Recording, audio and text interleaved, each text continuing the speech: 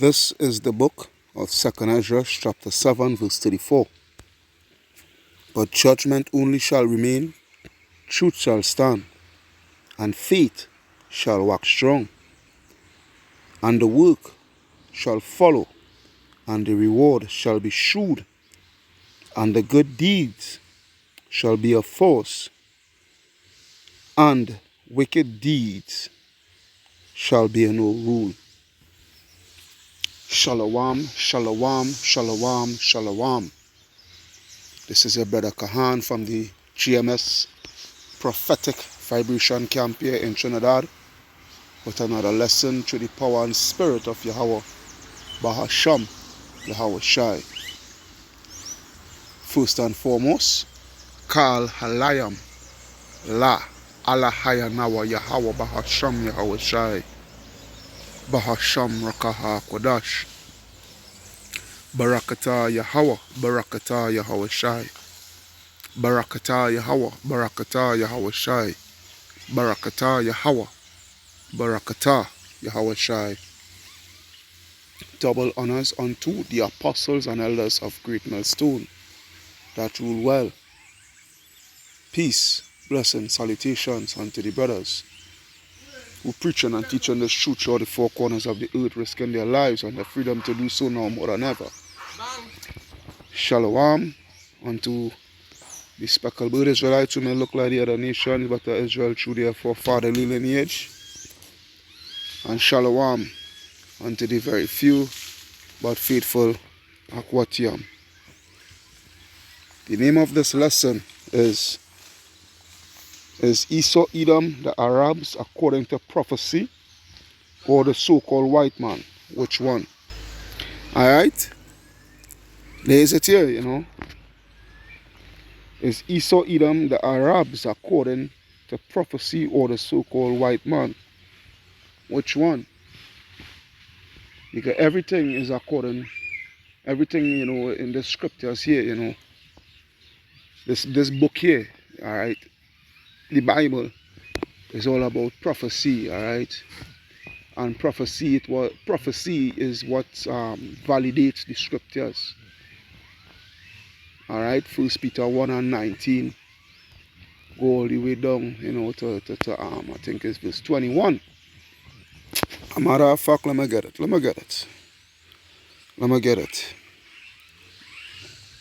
Alright. 1 Peter 1. Shucks. And 19. No, it's not. No. Let's see. I think it's 2 Peter Salakia. Let me see. 2 Peter 1 and 19, yeah?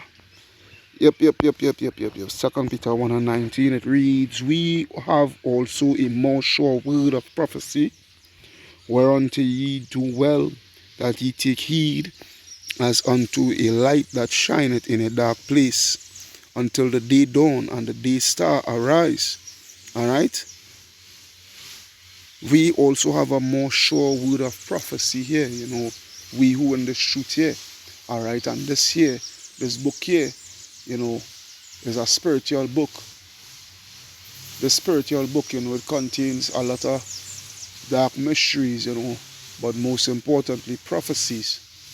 Alright, this book here, you know, is a book that foretells of the future.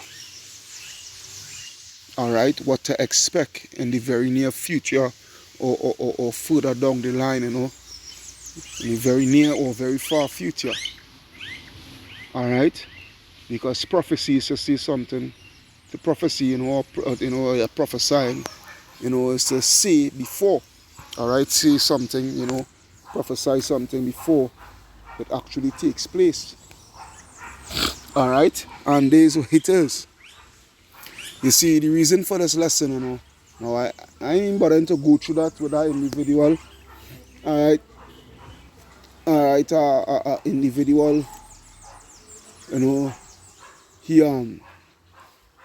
well, he say he correct, he actually got to see that he wrong, so he had us admit it. Alright, and this just goes to show, you know,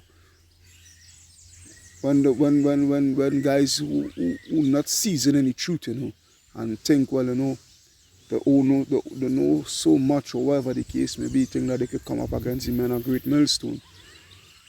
But nevertheless, he was spewing a bunch of madness, pursuing that Esau, Edom is the Arabs, and Babylon the Great, Mystery Babylon, is Dubai and not America. Alright?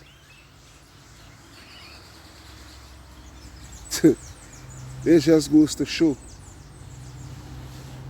But here it is, It's at the ending of it all,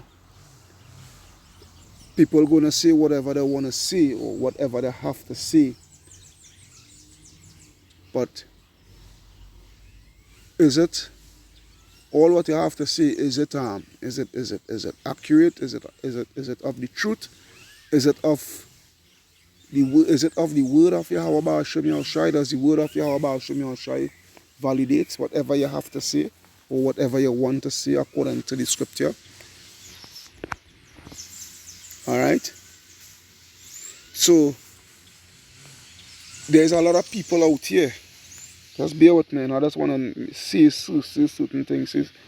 Clear my chest with certain things here, There's a lot of people out here, that subscribing to false doctrines, false teachings. Alright? People, onto fables, seducing spirits. The spirit is being seduced by seducing spirits out here. Alright?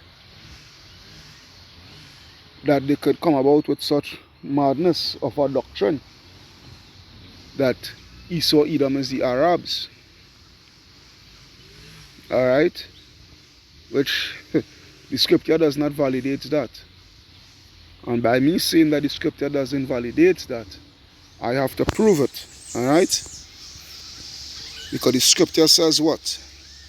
1 Thessalonians 5:21.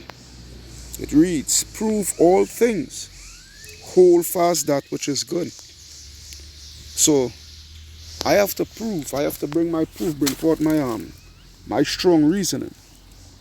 Alright, bring forth my strong reasoning and prove through the power and spirit of Yahweh Ba'ashem Yahushai, alright, that the so-called white man ain't, Esau Edom ain't the Arabs, but the so-called white man.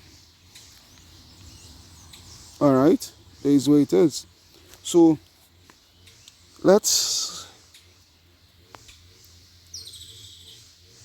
take a look at first thing first. Let's take a look at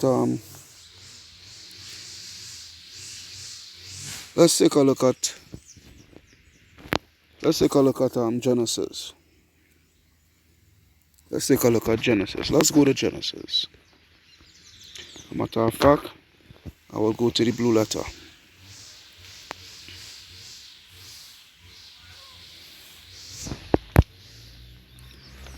What the hell, boy? This thing when you jumping on my grasshopper. Alright, so Genesis 25. No, let me see, 25 on Genesis 25 and 25. I was at 20. Genesis 25 and 20, it reads, and Isaac was 40 years old when he took Rebekah to be his wife, the daughter of Bethuel, the Syrian of Padanaram, the sister to Laban the Syrian. And Isaac entreated the Lord for his wife because she was barren. Alright, he prayed to the Lord, he makes sacrifices and what have you, so forth, unto the Lord. Alright, for his wife because she was barren, and the Lord was entreated of him, and Rebekah his wife conceived, and the children struggled together within her, and she said, if it be so, why am I thus? and she went to inquire of the Lord. All right, and she went to inquire of the Lord, because she was having what, such weird, serious, painful contractions. All right, so she went to see a prophet. That's why when it says and she went to inquire of the Lord. All right, she went to see a prophet, and the Lord said unto her, two nations are in thy womb. All right, two nations are in thy womb. Two nations are in thy womb, and two manner of people shall be separated from thy bowels. And the one people shall be stronger than the other, and the elder shall serve the younger. All right? Which is speaking about what? Jacob and Esau. And when her days to be fulfilled, and when her days to be delivered were fulfilled, behold, there were twins in her womb. All right? There were twins in her womb, and the first came out red all over like an hairy garment. All right? The first came out red all over like a hairy garment, and they call his name Esau. So let's continue. I'm going to continue to 26, and then I will do something here. So, verse 26, and after that came his brother out, and his hand took hold on Esau's heel, and his name was called Jacob. And Isaac was 80 years old when she bare him. Now this is the situation here. Alright, notice this. Verse 25 gives you a description of Esau and his appearance. How he came out, his appearance when he came out of the womb. Alright, but notice there was no description of Jacob. Okay, there was no description of Jacob. Alright, so that is the first indicator you have to take into consideration. Alright, first indicator that you must look at. You must give serious thought upon. Alright, so let's go into the interlinear. Alright, Esau. Let's go into Esau. Strong's H 6215.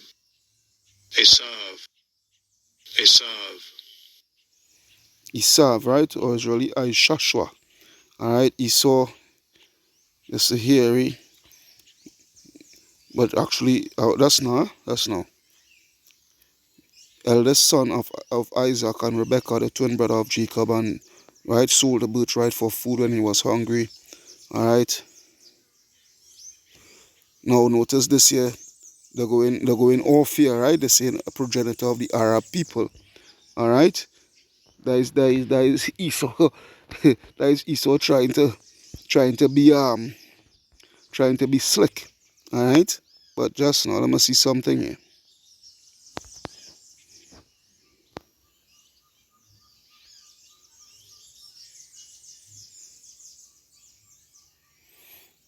Alright, because there's a bear with me here.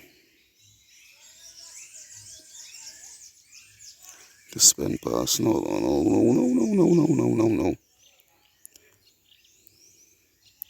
Alright. But nevertheless, he's not the progenitor of the Arabs. And we're going to prove that. Alright, that is why you just can't take every single thing from the Blue Letter Bible. Alright? Cannot take all the teachings, all the everything from the Blue Letter Bible. The Blue Letter Bible is not 100% accurate. Alright? So,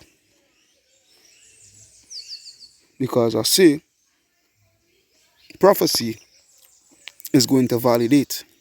Alright? Prophecy is going to validate. So now let's come out of that. Alright? Alright, so let's go into prophecy. Because we have to validate what we see in here, You have to push forth what we see in here, and that it be true. Alright? And that it be true. So now, watch this. Watch this. Let's go to through the power and spirit of Yahweh Shem Yahweh Shai. Let it come out of this. Come back here. I won't go to that as yet. Let me see. Let me see. Let's go to First Maccabees. Let's take a look at First Maccabees. Alright? And I'm going to show you that the blue letter went off there. Alright? Because there is a lesson that Apostle Ariam Lab had done. And he pointed out the same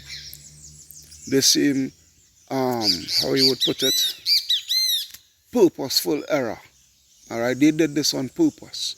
These Edomites, when they was creating this Bible app. Alright? They did this in error. A matter of fact, to prove something, this same Genesis 25. Now they say Esau is the let me go back to it. Something now come to me. Tawada Yahweh Ba'ashem Yahushai. Alright? Alright? Alright?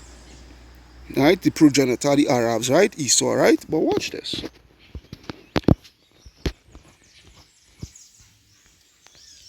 Okay.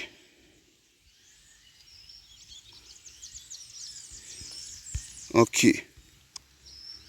Let me see something here.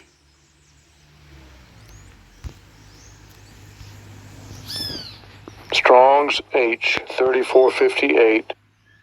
Yishmael. Yishmael. Ishmael, right?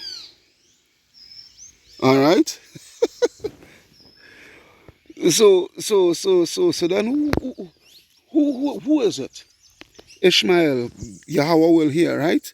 Son of Abraham and Sarah, and Sarah's handmaid Hagar, and progenitor of the Arabian people, the Arabs. So then which one is it? Which one is the progenitor? Is it Ishmael or is it Esau? Or is it...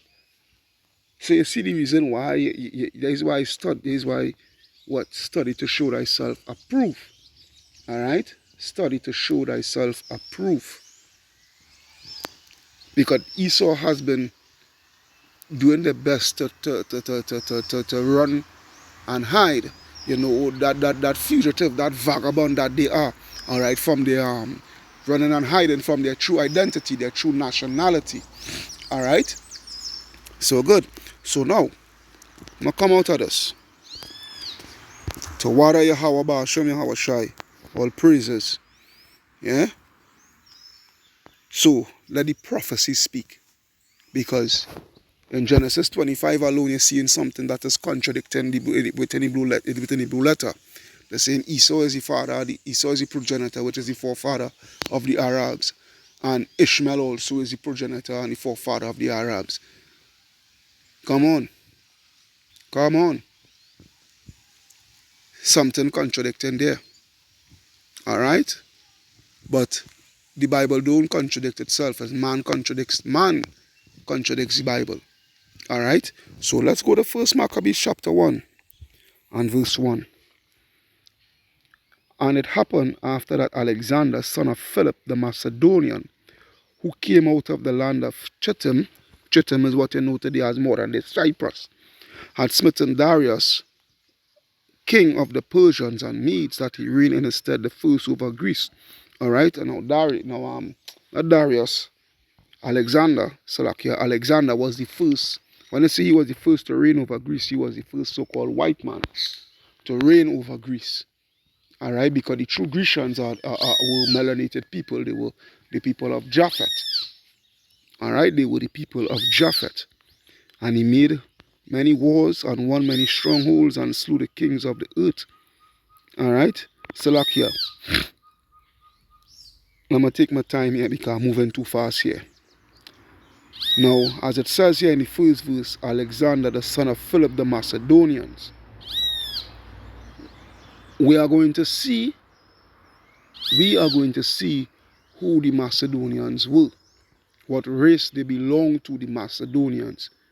All right, we are going to prove who the Macedonians are without a shadow of a doubt.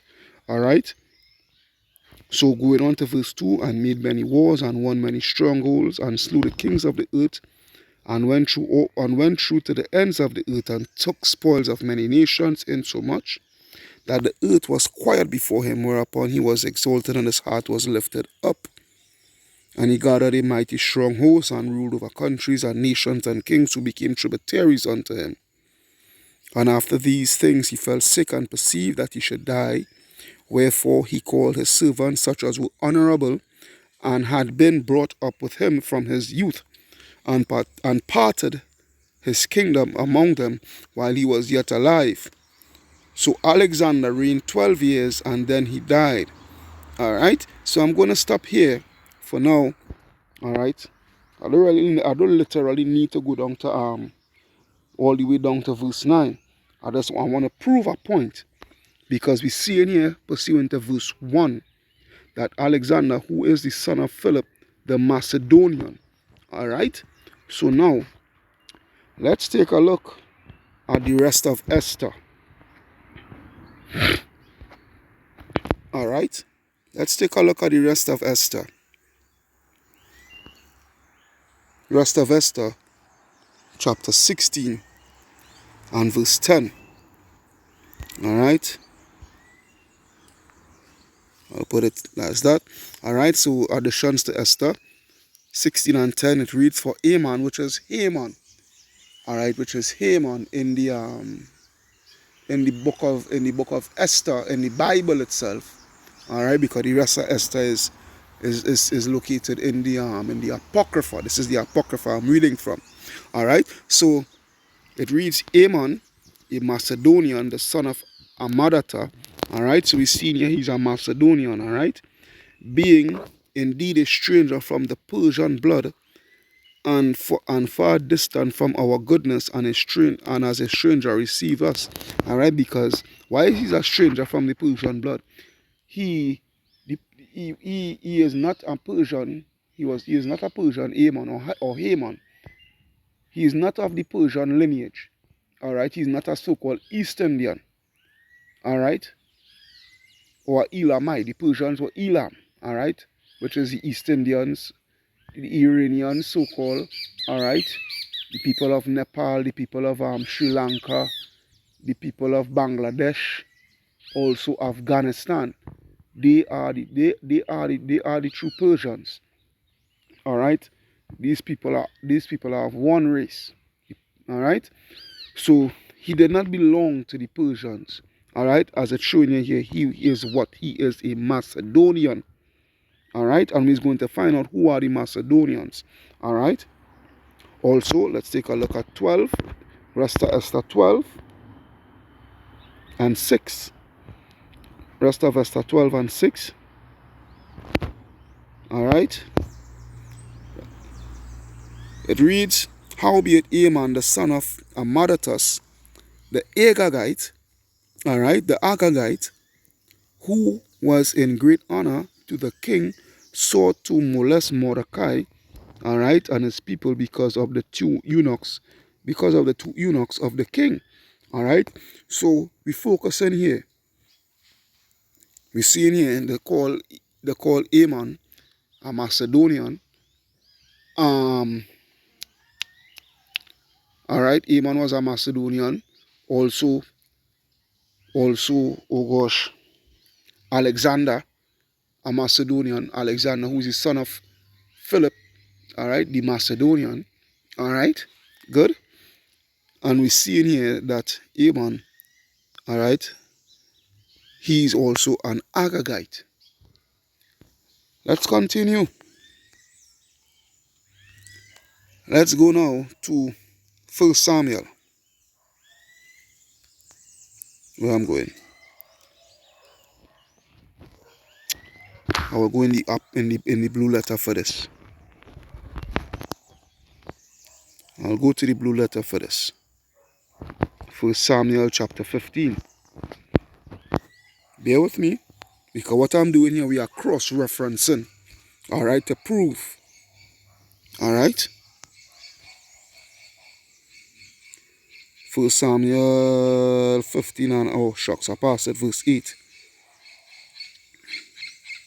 As a matter of fact, I will start from 1.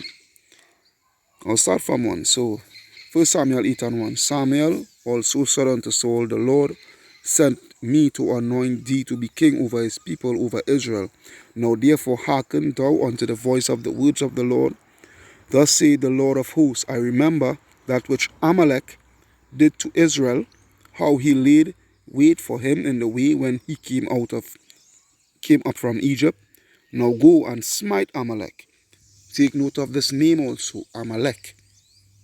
Take note of this name also, Amalek. All right? And utterly destroy all that he have.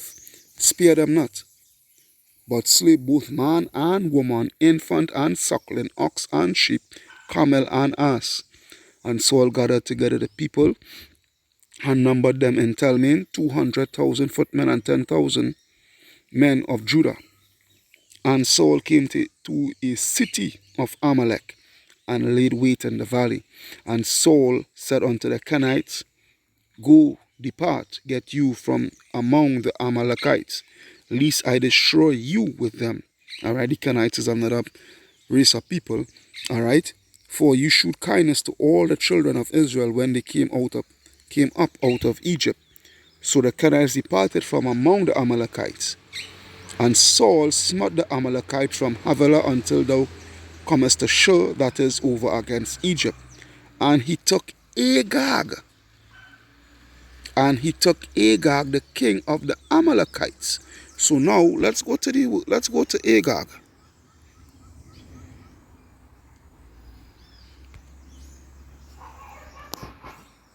Strong's H90. Agag. Agag. All right, Agag. All right.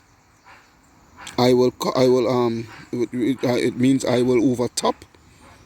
Yeah, I will overtop, because when I say overtop, it means what? Chief. That goes into chief. All right, because Amalek is the chief of all the nations. All right, Amalek is the head tribe of Esau, Edom. All right. So it says here, king of Amalek, spared by Saul but slain by Samuel. Must see something here.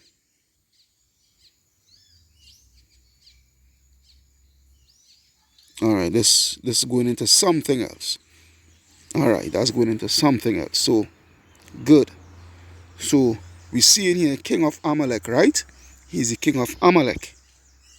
You must see anything here it have in the lexicon. All right, that's it. All right, so good. So we see in here, he's the king of the Amalekites. Let me go to the word Amalek. Strong's H 6002. Amalek. Amalek. All right, Amalek.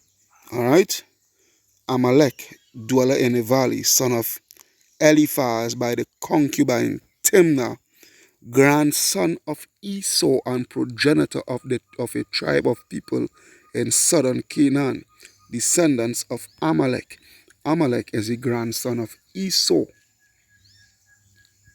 All right, Amalek is the grandson of Esau. So now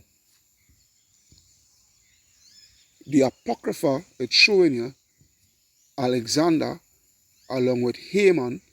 Alexander was a Macedonian. Haman is also a Macedonian, all right, of the lineage of Agag. Agag came from who? Agag came from Amalek, and Amalek is the grandson of Esau. Amalek is the grandson of Esau. So now, come out of that. Let's go to here. Who should I search up? Who should I search up? Let's go to Alexander the Great.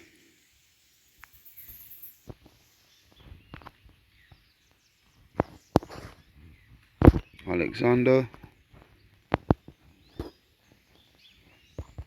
Alright, Alexander the Great. Alright. What's that? Does that look like any Arab to you? Yeah? Yeah? Images. Watch that. Look at that. Does that look like any Arab to you? Yeah? Come out of that. Watch out that. Alright? Watch out that. Watch out that. Now watch this. Let's research his father. Let's research his father. Philip. What shocks? No. Right? Philip of Macedon. Look at that. Look at that. Philip of Macedon was the king of the ancient kingdom of Macedonia. Macedonia is where? Macedonia is in Europe. Alright? Macedonia is on the outskirts of Europe. Macedonia is in Europe. Alright? Philip of Macedon was the king of the ancient kingdom of Macedonia. Alright? And today, they are still called by that name, that landmass. That land is still called by that name. And the people are still called by that name also, Macedonians. To this day. Alright? One of the greatest footballer, Goran Pandev, alright, who used to play for Lazio. Alright, he used to play for Lazio back in the days, alright. It is there from. He's a Macedonian, which is they are what? They are so-called white people. Alright? And this showing you, it proven to you, it literally proven to you, alright, where their lineage going, that their lineage it goes going all the way back to Esau. Alright? Esau is not the Arabs. The Arabs did not descend from Esau. Now, is there Edomites amongst these Arabs today? Yes. Yes, there are Edomites amongst the Arabs today. Alright? We're not denying that fact. The people of Turkey, alright, they are not Arabs, they are Edomites. Alright? The people of Chechnya, alright, they are not Arabs, they are Edomites, but they follow Islam. Because they follow Islam, that makes them an Arab? No. The Arabs, they descended from the lineage of who? Ishmael. Alright, and they will tell you that, they will admit it, that they are Ishmaelites. To this day. Alright? I think I'd finish with that. Yeah. Alright, he was a member of the Agriad dynasty, founder of the ancient kingdom, and the father of Alexander the Great. Alright, and he was assassinated. This man here was assassinated on the eve of going to on the conquest of the Medo-Persian Empire, and his son ended up taking his stead, and he ended up accomplishing the feat of conquering the whole Medo-Persian Empire. Alright? Philip the Macedon. Alright? So now let's come out of that. Let's come out of that. I was going to go to the lineage of Esau in a bit, but not now. So now we see in here and we establishing the fact of who are the Edomites. Alright, and these are the people that been running. These are the people that been running from their true identity. Alright. Now the word is let me see, let me go back to Genesis 25. I'm gonna go back to Genesis 25.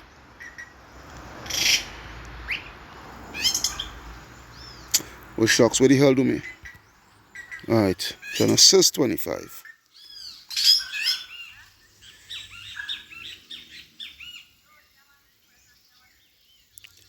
Yes, now.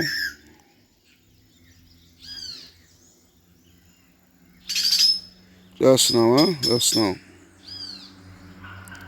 Alright. Good. A matter of fact, let me read the scripture. I'm going to come down. Let me see. Let me see. Verse 27. Genesis 25:27. And the boys grew, and Esau became a cunning hunter and a man of the field, and Jacob was a plain man dwelling in tents. Alright. It giving you the characteristics. Alright. Who are the people? What people you know? What people you know always? They always in wildlife hunting down animals in the wild. All right, who people have that has such characteristics? All right, killing for sport, killing endangered animals. For a matter of fact, they are the ones that have a lot of these animals endangered. All right, where the population has been in decline, you know, for a very long time. All right, because why? These people, these murderers, all right, these beasts, all right, always kill all the animals and have them as what? As trophy killings. All right. So it reads, and the boys grew, and Esau was a cunning hunter. Yeah, that's why they have all the Discovery Channel and all this nonsense. A man of the field, and Jacob was a plain man dwelling in tents. And this is how Jacob really, this is how us Israelites really be. You know, we're not into all that. Now it have Israelites, it have Jakes who will go out and hunt and whatnot, so forth. You know, but that's not really, you know, the average Jake. That's not their style. That's not the way how they, you know. Verse 28, and Isaac loved Esau because he did eat of his venison, but Rebekah loved Jacob. And Jacob sowed pottage, and Esau came from the field, and he was faint. And Esau said to Jacob, feed me, I pray thee, with that same red pottage, for I am faint. Therefore his name was called Edom. Alright, so let's go into that word Edom.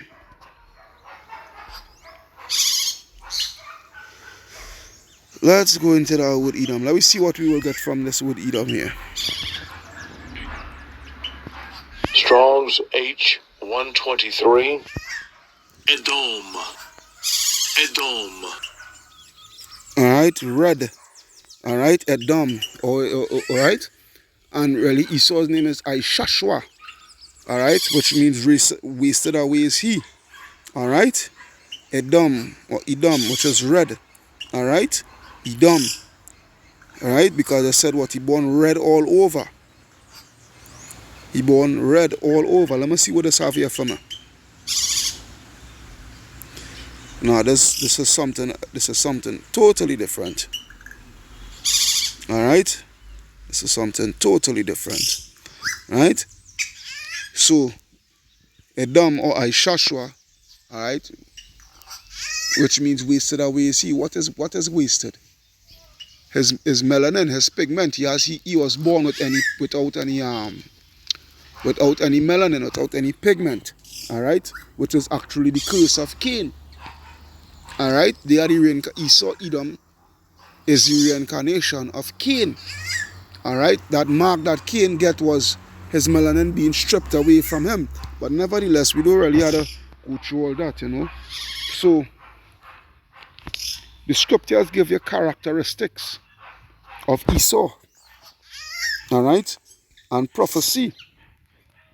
Alright? So now, if Esau Edom is the so-called Arabs, then when did this prophecy fulfill? When did this prophecy fulfill? Pursuant to, I will go here, pursuant to Revelation chapter 13. I'm not going to go through the whole of Revelation chapter 13. I'm just going to go through some key points. Revelation 13 and 1. And I stood upon the sand of the sea and saw a beast rise up out of the sea. Alright, why is it? Another thing you had to ask yourself, where is the beast? What is the beast? Alright, a matter of fact, let me go to the blue letter. And I think I might stay here for certain scriptures in the blue letter. You know, because we're going to find it come a lot. Alright. Let's go into that word beast, where it says in the Greek. Strong's G 2342. Therion. Therion. Alright, therion, alright? An animal, a wild beast, metaphor, alright? A brutal man, bestial man, savage, ferocious. What people carry such characteristics about them? As per se here in this third entry here, alright, which is with metaphorically speaking, when it talks about the beast, a brutal, bestial man, savage, ferocious. Who? Who? Alright? So it says, and I stood up upon the stand of the sea, and the sea is not speaking about literal sea. That sea is speaking about people. Alright? And I saw a beast rise up out of the sea. Alright? And that beast it's speaking about, that beast is it's going into what? Into the system that this man, you know, this man has managed to accomplish, all right, and place upon the people to live by, you know, policies and principles and what have you. All right. So it says, right up out of the sea, having 7 heads and 10 horns, and upon his horns 10 crowns, and upon his heads the name of blasphemy. All right, blasphemy. Now those 7 heads, it goes into these seven major Edomite empires that, you know, was in existence. All right, which is Greece, the Grecian Empire. All right, because Alexander, he was the man to pave the way for rulership amongst these Edomites, which I will go into. All right, which I will go into pursuant to Daniel 7. All right, we're going to go through a lot of scriptures here today in this lesson. A lot of scriptures. All right, so the Grecian Empire, the Romans, all right, those were the first two. Then Germany Major, Germany Minor, all right. Then the French, not the French, the Portugal, Spain, all right. Portugal, Spain, and Portugal, Spain coming after during the Renaissance period, all right. The word Renaissance means rebirth, and we are going to go into that in this same Revelation 13, all right. Having 7 heads and 10 horns. So as I said, the fourth was not the fourth, the fifth Salakia. All right. So the fifth was Portugal, Spain, because Portugal, Spain, they were a empire joined, all right, through what they call this, through monarchical marriage, all right. I think it was King Ferdinand and Queen Isabella. All right, King Ferdinand, I think he was of Spain, and Queen Isabella was of Portugal. I would have to research that a bit, you know, to go back to Babylon, to Timbuktu, to get that information correct. All right. The sixth was the French, and the seventh was the British. All right, those are the 7 heads, the 10 horns. All right, the 10 horns are what you know today as the EU.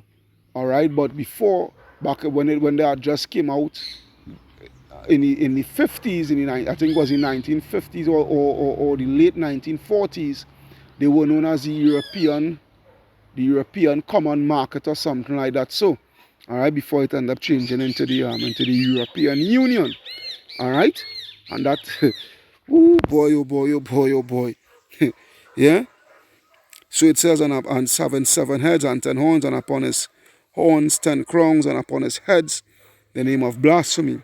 And the beast which I saw was like unto a leopard, which represents the Grecians, because King Alexander, all right, he on his conquest, he was famous for having a leopard head, you know, upon his head as a crown, like, because leopard goes into ferocity, and a leopard is known for his viciousness and what have you, and Alexander, he was a vicious man, and also a leopard is known for his quickness.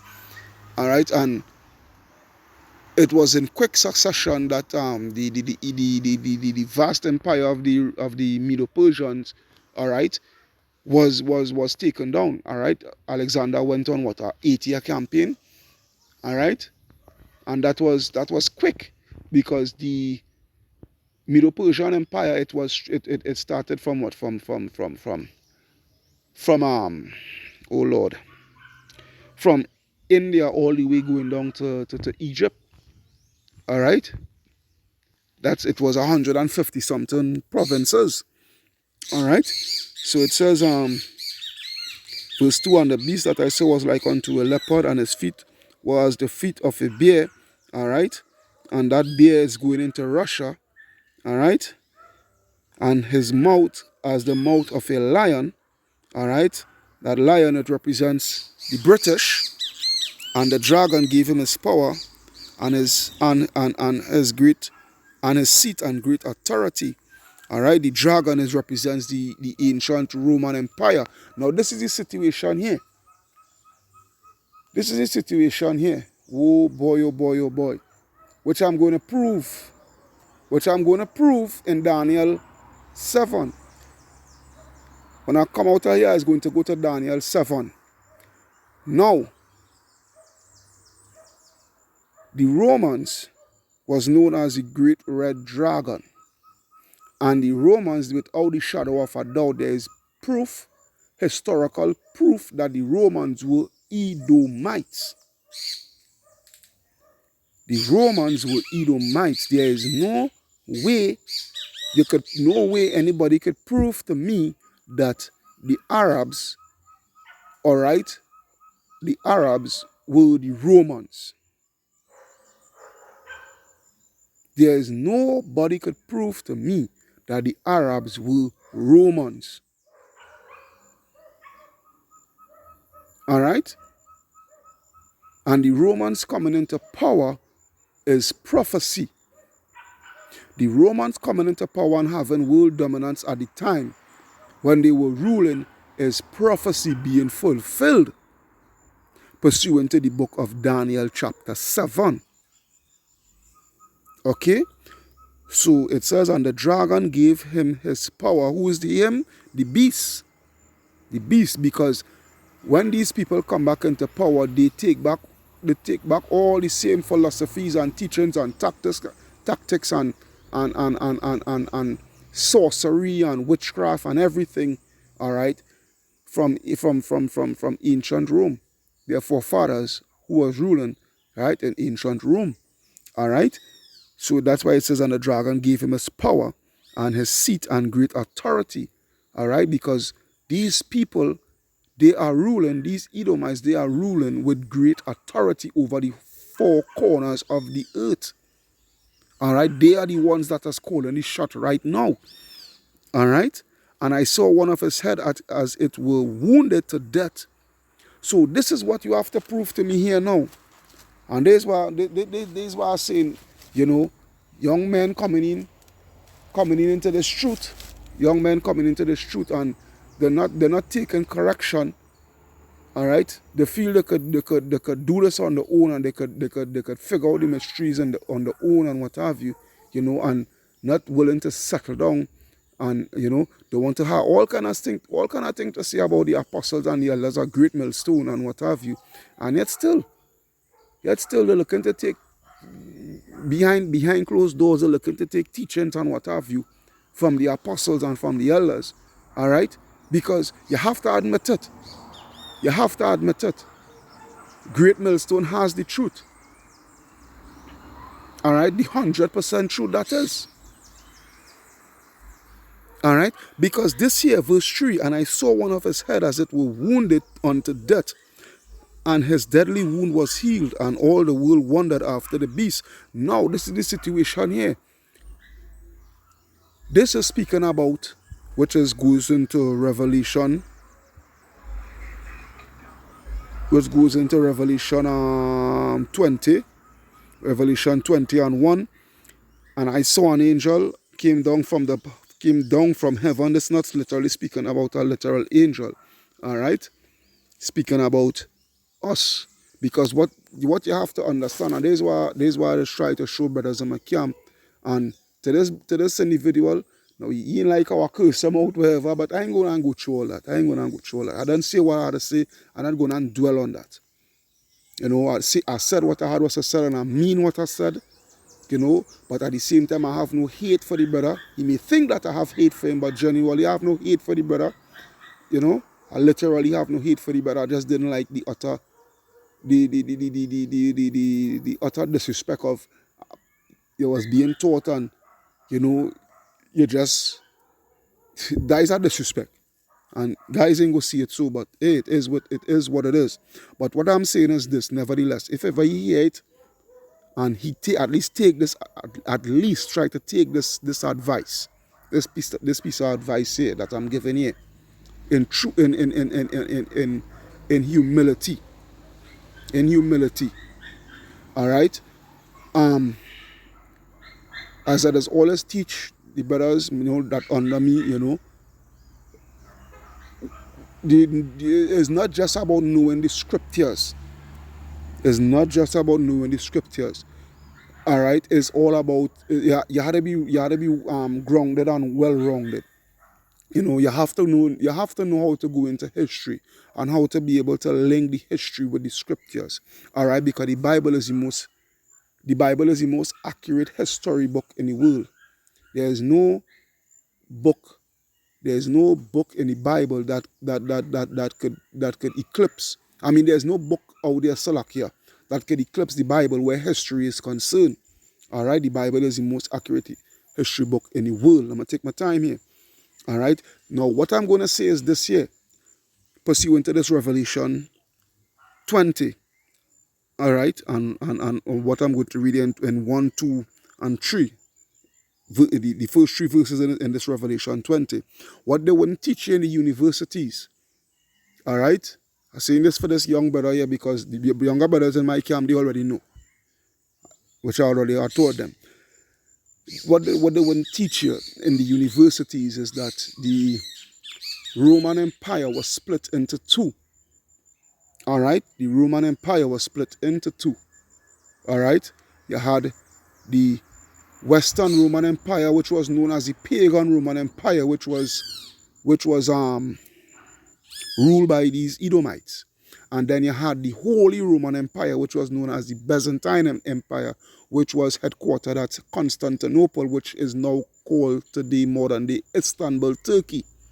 All right, the modern day capital of Turkey. But I think they're going back to the ancient capital, which was Ankara or something like that. So I think, I'm not too sure. All right, but more or less, Istanbul, you know, is the name of is the capital of Turkey, modern day Turkey.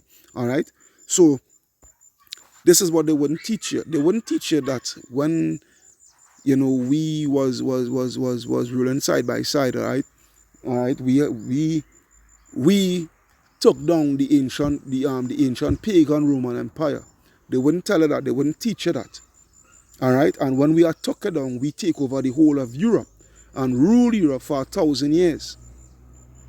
These is things in universities and, you know, your tertiary education and your A-level. If you're doing history in A-level and whatnot, and, you know, or you're majoring in history or whatever, these are things they wouldn't teach you.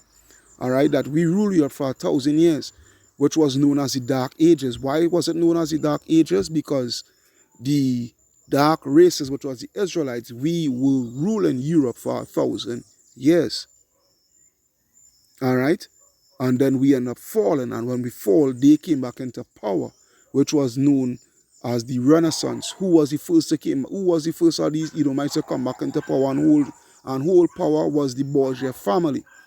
All right, the Borgia family, where you get your Cesare Borgia, your white Jesus. All right, Pope Alexander and what have you. Yeah, they were the first to really take stronghold, you know, when they came back into power, which is the Renaissance. The word Renaissance, it means rebirth.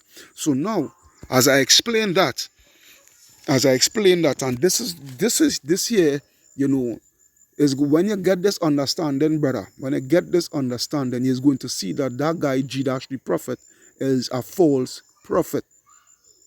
You're going to see that Judas the prophet is a false prophet, because no way, according to prophecy, you could prove that the Edomites are Arabs, according to prophecy. All right, according to prophecy and history, because these people have been running from their true identity. This is where it is. All right, so I'm reading it over, and I saw an angel come down from heaven, having the key to the bottomless pit, and a great chain in his hand. And he laid hold on the dragon, that old serpent. That dragon is what? The ancient Roman Empire. The ancient Roman Empire was known as the Great Red Dragon, that old serpent. Because why are they that old serpent? They are the same people that came, or that was all the way back in the garden. All right. They were that people all the way back in the garden, then reincarnate into Cain. All right. Then reincarnate into who? Into Esau, Edom. All right, which is the devil and Satan, the physical counterpart of Satan. Why are they the devil? Let's go into that word devil. This video is going to be a lengthy video. I'm not going to lie, it's going to be a lengthy video, but I have to go in. I have to hit all points. I have to hit all points. Strong's G 1228. Diabolos. Diabolos. All right, diabolos or diablos. All right, it means prone to what? Prone to slander, slanders, accusing falsely. Who is known for that? What race of people is known for that? What race of people is known to slander and demonize people? You know, when they're not going out, when they're not going with their agenda. All right, when they have an agenda that is all about death and destruction, and they're not going along with it. You know, they're prone to slander you. All right, and demonize you, bring false accusation against you. All right, in order to destroy you, so that their agenda could proceed and be accomplished. What people is known for that? Who went and slandered Saddam Hussein, Gaddafi, all right? Patrice, I think it's Patrice Mwamba or something like that. So, you know, the former prime minister or president of Congo, all right, back in the 70s or something like that. So, you know, what people, all right, metaphorically applied to a man who, by opposing the cause of Yahweh, may be said to act the part of the devil or to take side with him. All right? Who is that? Esau, Edom. So it says, and he laid hold on the dragon, that old serpent, which is the devil and Satan, the physical counterpart of the spiritual being Satan, and bound him 1,000 years. That 1,000 years, it is speaking of what? When they had fell from rulership and was driven into the Caucasus Mountains of Georgia, Russia. Hence the reason why they go by the name what? Caucasians. All right? Because the word Caucasus, the word Caucasian, it means cave dweller. All right? And cast him into the bottomless pit, and shut him up, and set a seal upon him, that he should deceive the nations no more. All right? Because that is what the Romans were doing. They were deceiving. They were a bunch of deceivers and murderers. All right? That he should deceive the nations no more, till the 1,000 years should be fulfilled. And after the 1,000, and after, he must be loose a little season. All right? And he had been loose. He had been loose from ever since from the like, let me say, they started already wage war against us around the 800s, 900s, and then they really started to take foothold within the 1300s and 1400s. All right, by the time the 1400s came on the scene, you know, is where they really take foothold by the way of Spain, Portugal. All right, and days where we start to fall within, days where start to really commence our downfall. All right, within Europe, our rulership, you know, within Europe. So going back, Going back to the Revelation 13 and 3, where it says, and I saw one of his head as it were wounded to death, and his deadly wound was healed. So this is what you have to ask yourself. When did the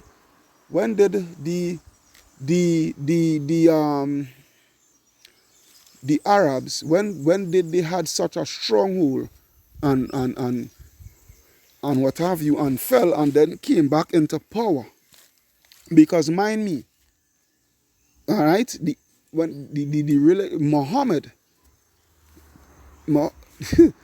first to begin with, the Arabs, they never really had no world dominance. All right, number one. Number two, Muhammad, he came on the scene around in the 600s or something like that. So, all right, he came on the scene around in the 600, 6 something, in the year 600 and something, wherever the case may be. I can't remember. All right. A matter of fact, let me see if I can Google that up. Let me see if I can Google that. What year did Muhammad? I ain't gonna put no friggin' prophet Muhammad because he ain't no prophet.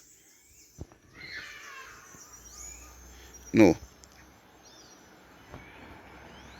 Let me see, is Mu. M-U.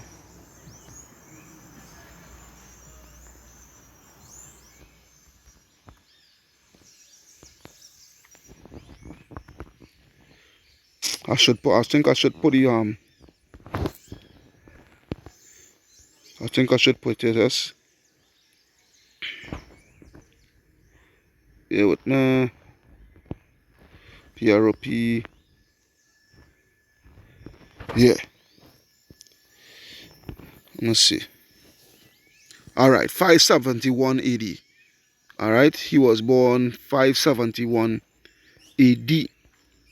All right, 571 AD. As I see here, Prophet Muhammad, born 570. All right,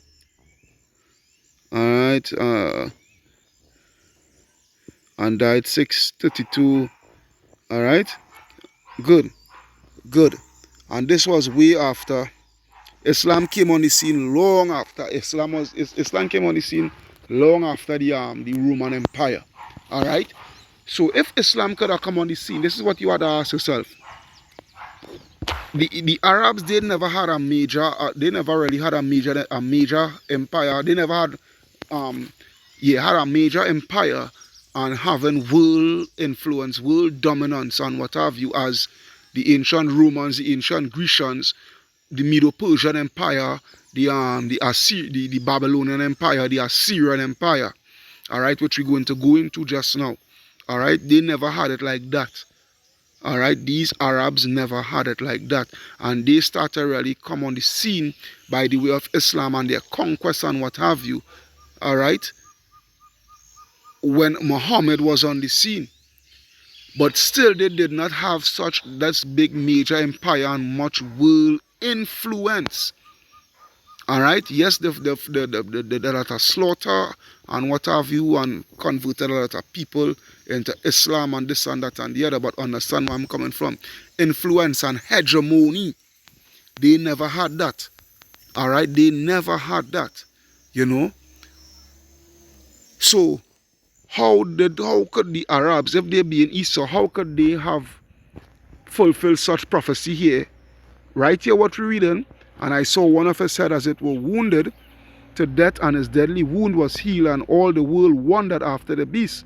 All right, when I say and his deadly wound was healed, is what him coming back into power, and all the world wondered after the beast, and they worship the dragon.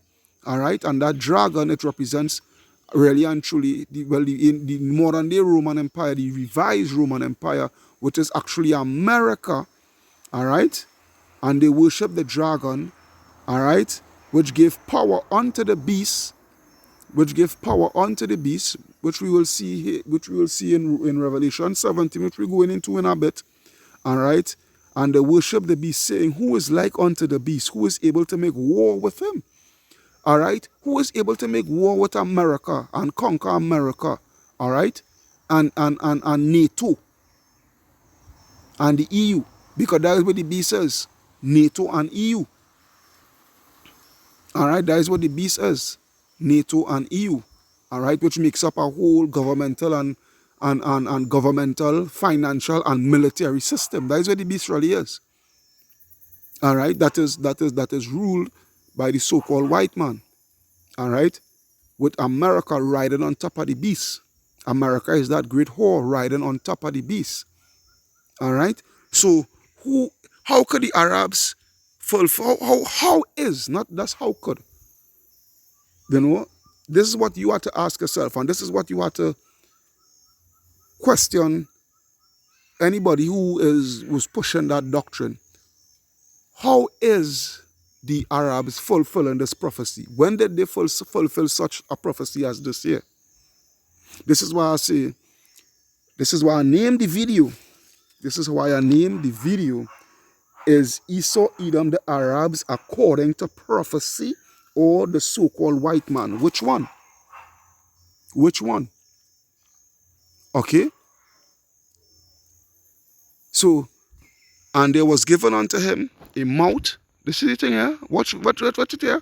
And there was given unto him a mouth, all right, speaking great things and blasphemies, and power was given unto him to continue 42 months. All right?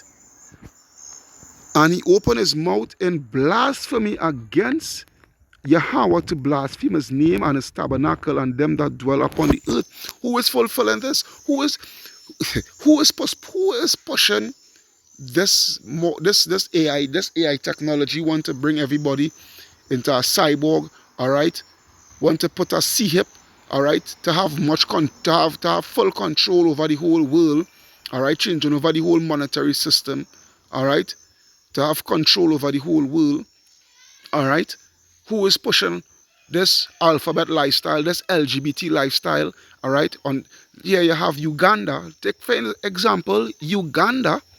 Here you have Uganda, just passed a law, all right? Just passed a law on the death penalty pursuant to that lifestyle. And what? You have America want to do what? Place sanctions upon them. All right? This is just goes to show you who is in power. If you want to know who is in power, go against their agendas.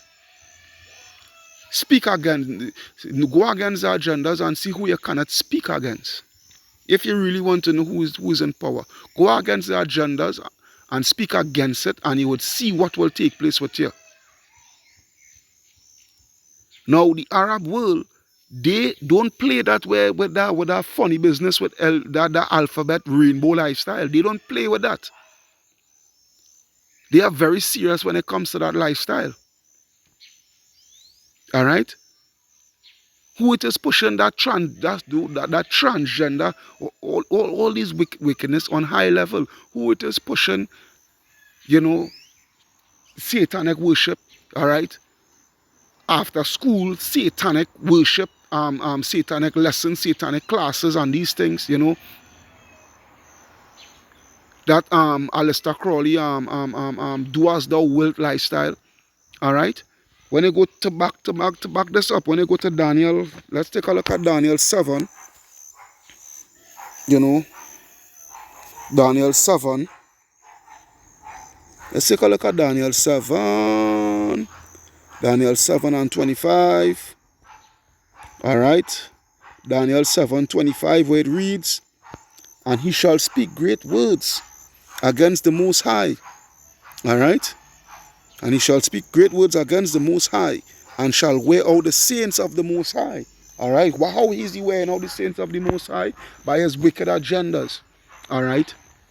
By his wicked agendas and the promoting of his wicked agendas and what have you, and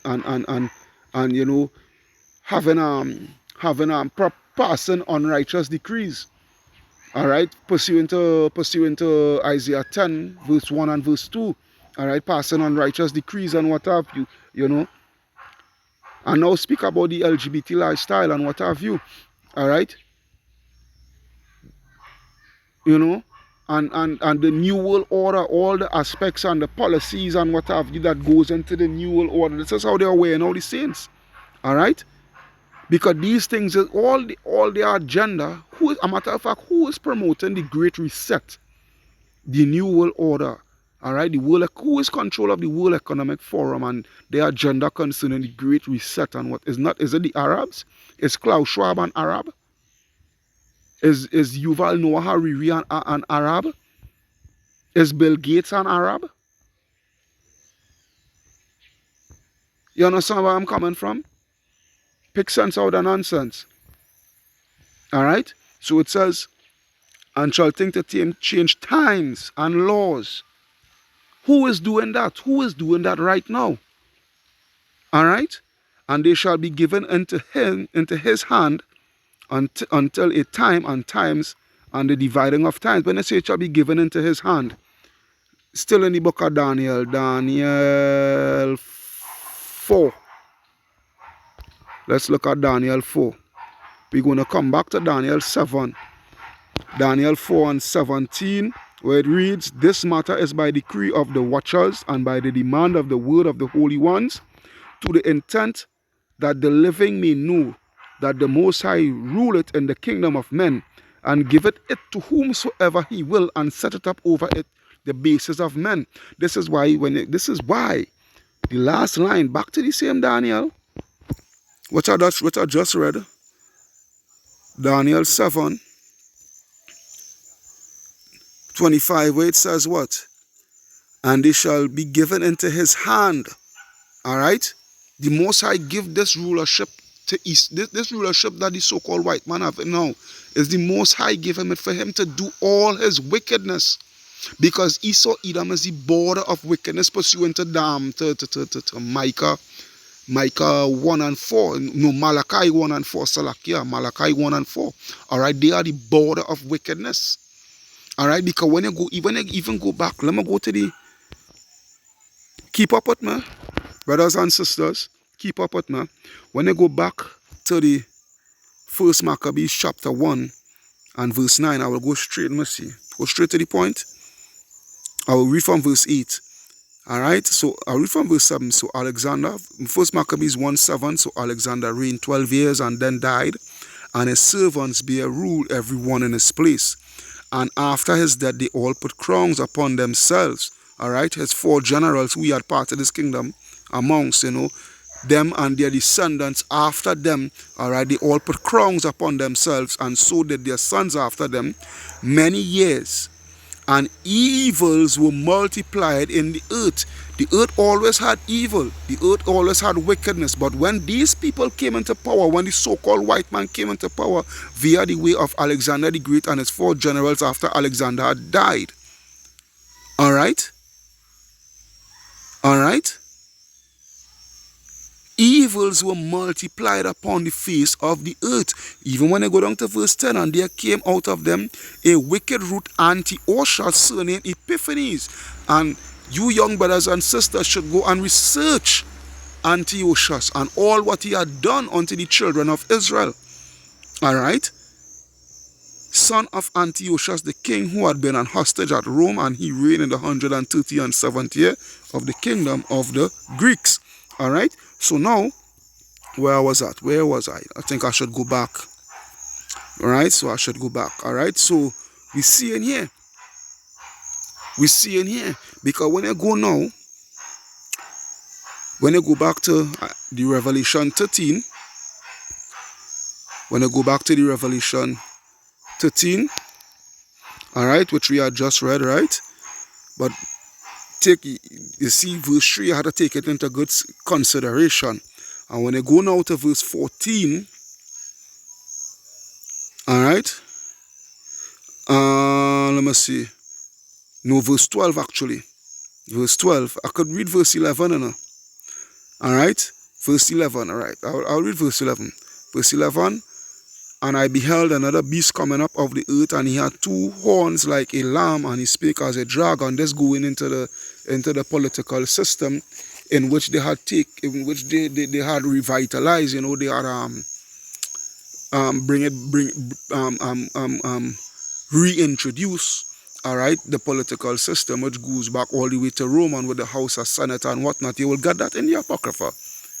All right, you will get that in the Apocrypha also. All right, with the two-party political system, which is actually the they give you the impression that they are against each other, but behind closed doors they are actually working for the ones that put them there, which is the ruling class elite, the 1% of the 1%, the faces that you don't see who are the true rulers. All right, and they today are who they are Rothschild, your Rockefellers, your DuPonts, your Oppenheimers, your Gettys, your Goodyears, these families, these 13 families. All right. So when it says he had two horns like a lamb, all right, that represent the political system, the Republican and Democrats, which goes back to the plebeians and the patricians back in the Roman Empire. All right. When you had today, you have your UNC, your PNM, your JLP, your PNP, and back in Jamaica, the whole world followed after the whole world followed after the beast. The whole world followed after Babylon. All right. The whole world drank that wine. So it says, verse 12, and he exercised all the power of the first beast before him, and caused the earth and them which dwell therein to worship the first beast. This is why the whole world, all right, they have the same political system as America, all right, same so-called rulers and opposition, what have you, and all the policies that America follow, that America pushes, all right. So it says, and he exercised all the power of the first beast, which was what the ancient Roman Empire before him, and caused the earth and them which dwell thereon to worship the first beast, whose deadly wound was healed. So this is what you have to ask yourself: how is this linking to the Arabs? When did the Arabs had such major stronghold upon the whole earth? All right. And they had suffered a deadly wound by the way of they fallen from rulership, and then they come back into rulership and come back even stronger and ruling the whole world with an iron fist. All right, because as far as I see it, America is ruling over the Arab world with an iron fist. All right, America is doing that, not the Arabs. All right, yeah. So now let's go back to Daniel. Let's go back to Daniel 7. Daniel 7, all right, and 1. It reads, in the first year of Belshazzar, king of Babylon, Daniel had a dream and vision of his head upon his bed, and he wrote the dream and told the sum of the matters. All right. Daniel spake and said, I saw in my vision by night, and behold, the four winds of the heavens strove against the sea. All right. All right. And the four beasts came up from the sea, which is the people, diverse, which means different one from another. The first was like a lion and had eagle wings, which was who? The Assyrian Empire. When they go and research the Assyrian Empire, their symbol was the lion with wings. All right. And I beheld till the wings thereof were plucked, and it was lifted up upon the earth and made to stand upon the feet as a man, and a man's heart was given to it, which is who? The Babylonians, because the Assyrian Empire was ended up being absorbed into the Babylonian Empire, and the Babylonians, their symbol was the lion. All right, so they take off the wings and just leave it as the lion. All right, verse 5, and behold, another beast second, like a bear, and it raised up itself on one side, and it had 3 ribs in his mouth and it had 3 ribs in the mouth of it, between the teeth of it. All right, which is who? This is speaking about the Medo-Persian Empire. All right, and those 3 ribs, it represent the 3 major cities, which was Egypt, Babylon, and I think Lydia or something like that. So, all right, those 3 three major strongholds of the Babylonian Empire that, you know, the Medo-Persians end up getting into their provinces, into their empire, you know, absorb it into their empire. All right. And they said thus unto it, Arise and devour much flesh. And after this I beheld, and lo, another like a leopard, which is who? Alexander. Alexander. All right. Hey, watch me. This Bible very, very, very deep. And this is why you need to, this is why brothers who now coming into this truth, they need to humble themselves and take take lessons, and they need to be taught that you cannot figure these things out on your own. We have great millstone. We not being proud because we know these prophecies. The only man to be proud is Yahweh Ba'ashem Yahweh Shai. It's just that a lot of people, what we got to see, a lot of people, they can't stand the fact that we have the full 100% truth. Because all the prophecies that we breaking down for you here, when you go and do your research and see, you will see that we speaking the truth. It's not that we're trying to be cocky, no. But the point of the fact of the matter is that Great Millstone has the 100% truth, and that is where it is. Because there is no way according to prophecy. This is the key word here, and this is what you have to understand. Prophecy. There is no way, the Arabs fit into prophecy as being Esau, Edom. All right? So it says, and after this I beheld, and lo, another like a leopard, which had upon the back of it 4 wings of a fowl, and the beast also had 4 heads, and dominion was given unto it. Who is he speaking about? Alexander. And we just read there in Maccabees, all right, where he gave his kingdom, his dominion to his 4 generals. All right?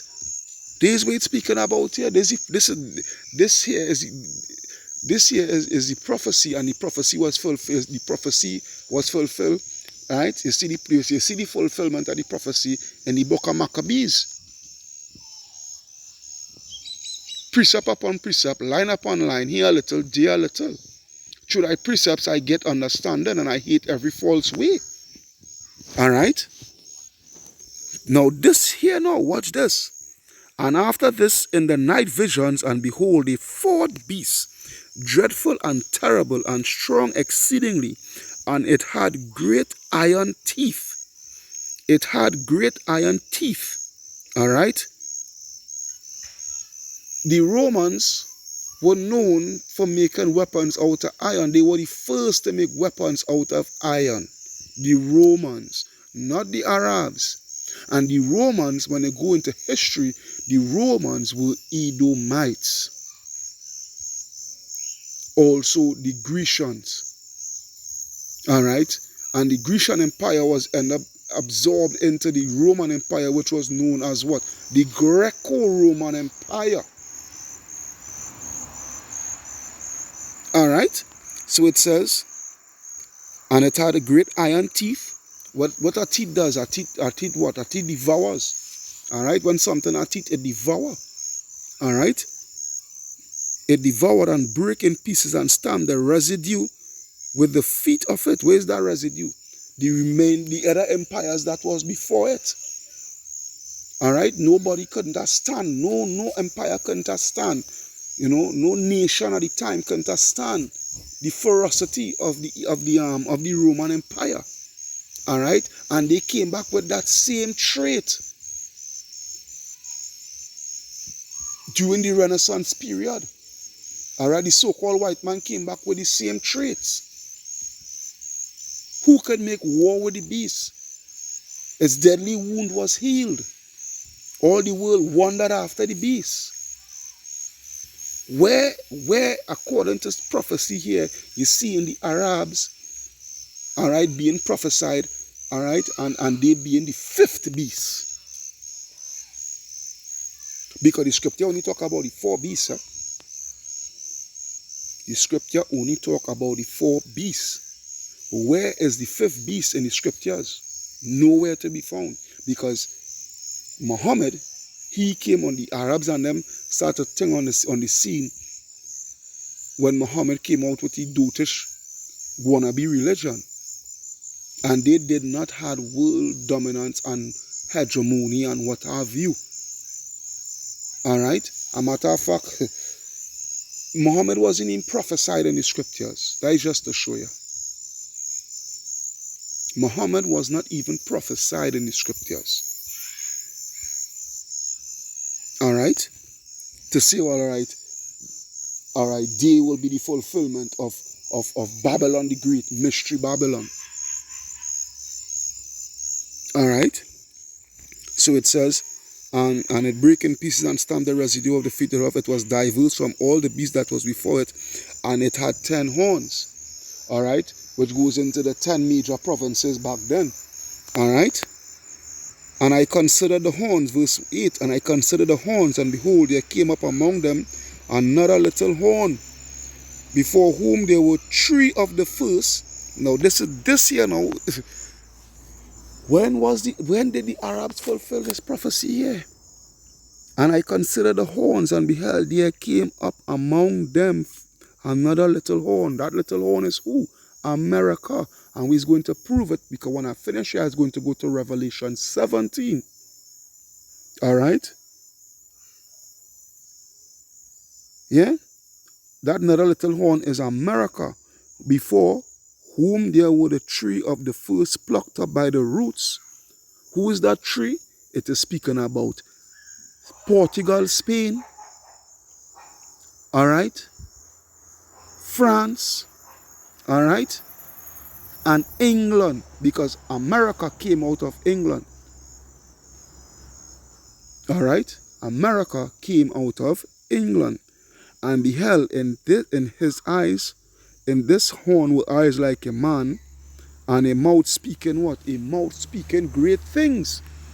A mouth speaking great things. Blasphemy. Blasphemy. Which goes to a scripture that I was to get, but I didn't get it. I forgot it, but I will bring it out now to connect right there. Which is 2 Thessalonians 2 and 3. It says, let no man deceive you by any means, for that day shall not come except there come a falling away first, which is Israel falling away from their heritage, their identity, not knowing who they are, going into what this transatlantic and sub-Saharan slave trade. Alright? And that man of sin be revealed. And that man of sin be revealed, the son of perdition. Alright? Because Israel ended up getting to lose the identity and this and that and the other. Alright? And by we losing our heritage, and we losing our identity, and we losing where we came from, and we the generations down the line, we totally forget everything. The book was sealed.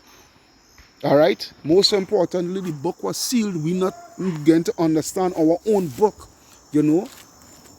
Our book being our book being stolen and misconstrued by the enemy and whatnot. So we didn't know who is the enemy. All right. But prophecy has to be fulfilled. All right. Where that man of sin will be revealed, the son of perdition. The word perdition goes into destruction. All right. Who oppose it? This is how blasphemous this man is. Who oppose it and exalted himself above all that is called God. All right. What nation of people has such a God complex about them and carry about a God complex? What people want to be worshipped as God? All right, which goes all the way back to Isaiah 14. All right, what people is Isaiah 14, Ezekiel chapter 28. We could go into those scriptures also. All right, that is called God, or that is worship. All right, so that he as the God sitteth in the temple of God. How he is sitting in the temple of God? They claiming to be us. The Amalekites are those people in the land right now. Who is claiming to be us? Surely in the Arabs, because the Arabs, those who are in Palestine, the Arabs that is there in Palestine, the Palestinians, they don't claim to be Jewish. This is where you are check. This what you had to check, young brother, along with along with all the other brothers and sisters. You know? Just excuse me. Bear with me. Alright, so we're Salakia. Come back here now. Alright, so it says, so as I say, you know, the Arabs, they don't call themselves Jewish, although we are not Jewish, we are the Jews, you know, Jewish, the ish, the ish is a suffix pertaining to be like. Alright? So this is what you had to access, these things is what you had to take into consideration. Alright, and give deep thought and much study. Alright. So it says, right, and sitteth in the temple of God, showing himself that he is God. Remember ye not when I told that when Salakia, remember ye not that when I was yet with you, I told you these things, and now ye know what withholdeth, that he might be revealed in his time. And this is what is taking place. They are being revealed. They are being revealed. That's why you know, we the prophets coming out on the highways and byways and pointing them out and whatnot, so forth, and we are getting much flack for it. Alright, and there are much misinformation and disinformation they letting come out, alright, to persuade the people's minds away from the truth, to who they truly is, to persuade our minds, you know, the children of Israel, you know. That's why a lot of our people cannot get this truth. They cannot see this truth. They be deceived. That's why, you know, again, the elect cannot be deceived. The elect cannot be deceived. And I'm not saying we are the elect, we the men of Great Millstone are the elect. No, we hoping that we are part of the elect. We keeping that faith that we are part of the elect. Through the power and spirit of Yahweh Ba'ashem Yahweh Shai. Alright? Yeah? For the mystery of iniquity doth already work, only he who now letteth will let until he be taken out of the way. And then shall that wicked be revealed. Then shall that wicked be revealed. This is the time that this wicked is being revealed. Alright? Because the scripture says in Job 9:24, what? The earth is given into the hands of the wicked. He covered the faces of the judges thereof.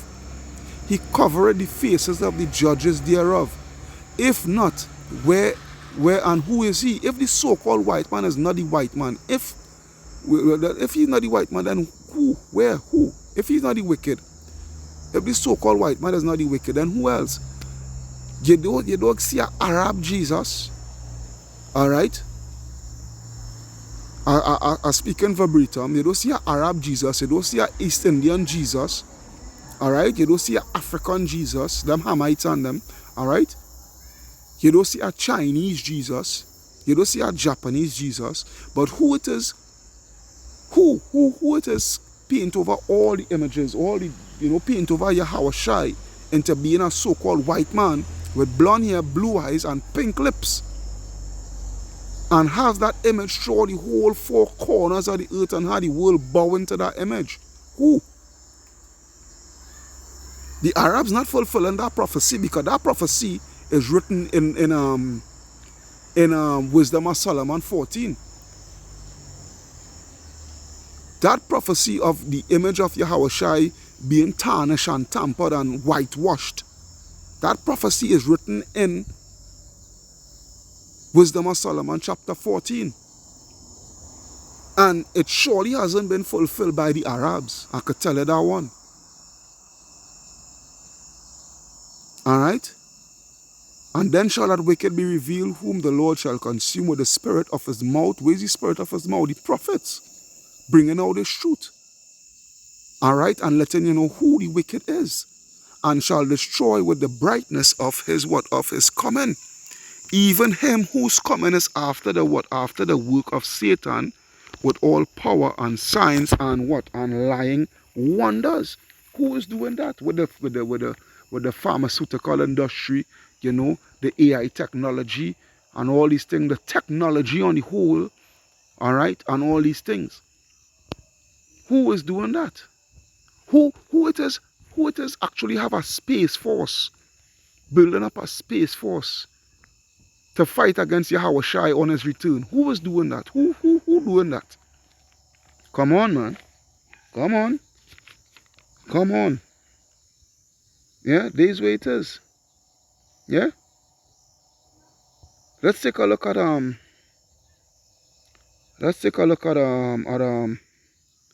at Revelation 17, as I wanted us to go into. Alright? Revelation 17. Boom. We'll stay here. Revelation 17, and I'll start from 1. Revelation 17 and 1. And there came one of the 7 angels, and which had the 7 vials, and talked with me, saying unto me, Come hither, I will show unto thee the judgment of the great whore, that sitteth upon many waters. Who is that great whore? America. Alright, that sitteth upon many waters. What that waters represents, we will see. Alright, with whom the kings of the earth have committed fornication. Alright, which goes back to back that up. That is Jeremiah. I think it's 51 and 7. Jeremiah 51 and 7, where it reads, What Babylon hath been a golden cup in the Lord's hand, that made all the earth drunken. Yeah, the nations have drunken of a wine. The nations are mad. Alright. The kings of the earth have committed what? Much fornication with her, because what? Through she policies and she trade and all these things, the nations have been made rich through the abundance of her delicacies. Alright, America is what the #1 country in the world, that for trade and what have you. America has over 200 and something what do you call it again? Ports. Alright, shipping ports. Alright. So let's go back to the Revelation 17 and 2 hard reach, yeah? With whom the kings of the earth have committed fornication, and the inhabitants of the earth have been made drunk with the wine of her fornication. Alright? That wine goes into her philosophies and all these things. So he carried me away in the spirit into the wilderness, and I saw a woman sit upon a scarlet-colored beast. Who is that woman? America. Alright? Full of names of blasphemy, having 7 heads and 10 horns. And this is what you have to understand. Well, I believe you don't understand that, but I will say to the younger brothers and sisters coming into the truth too, the Bible deals with race. Alright, the Bible, it does deal with race.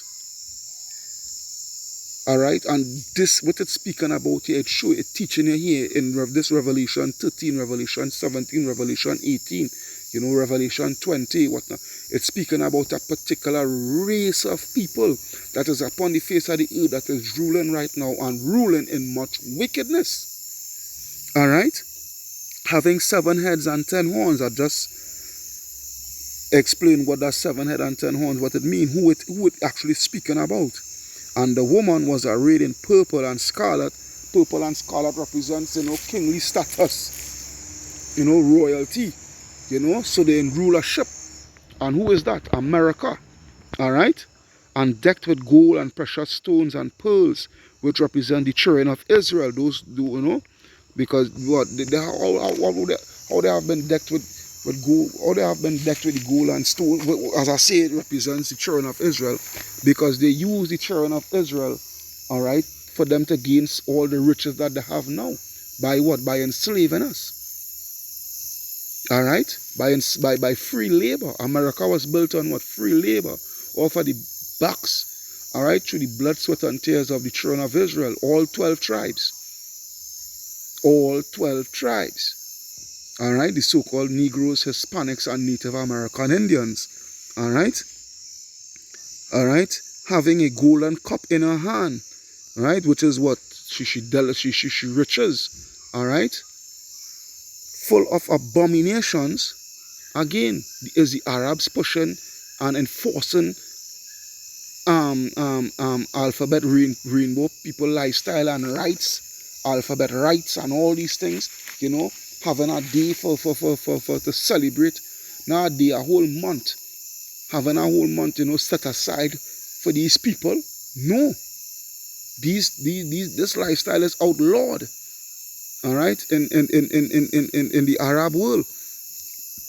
All right, full of abomination and filthiness of her fornication.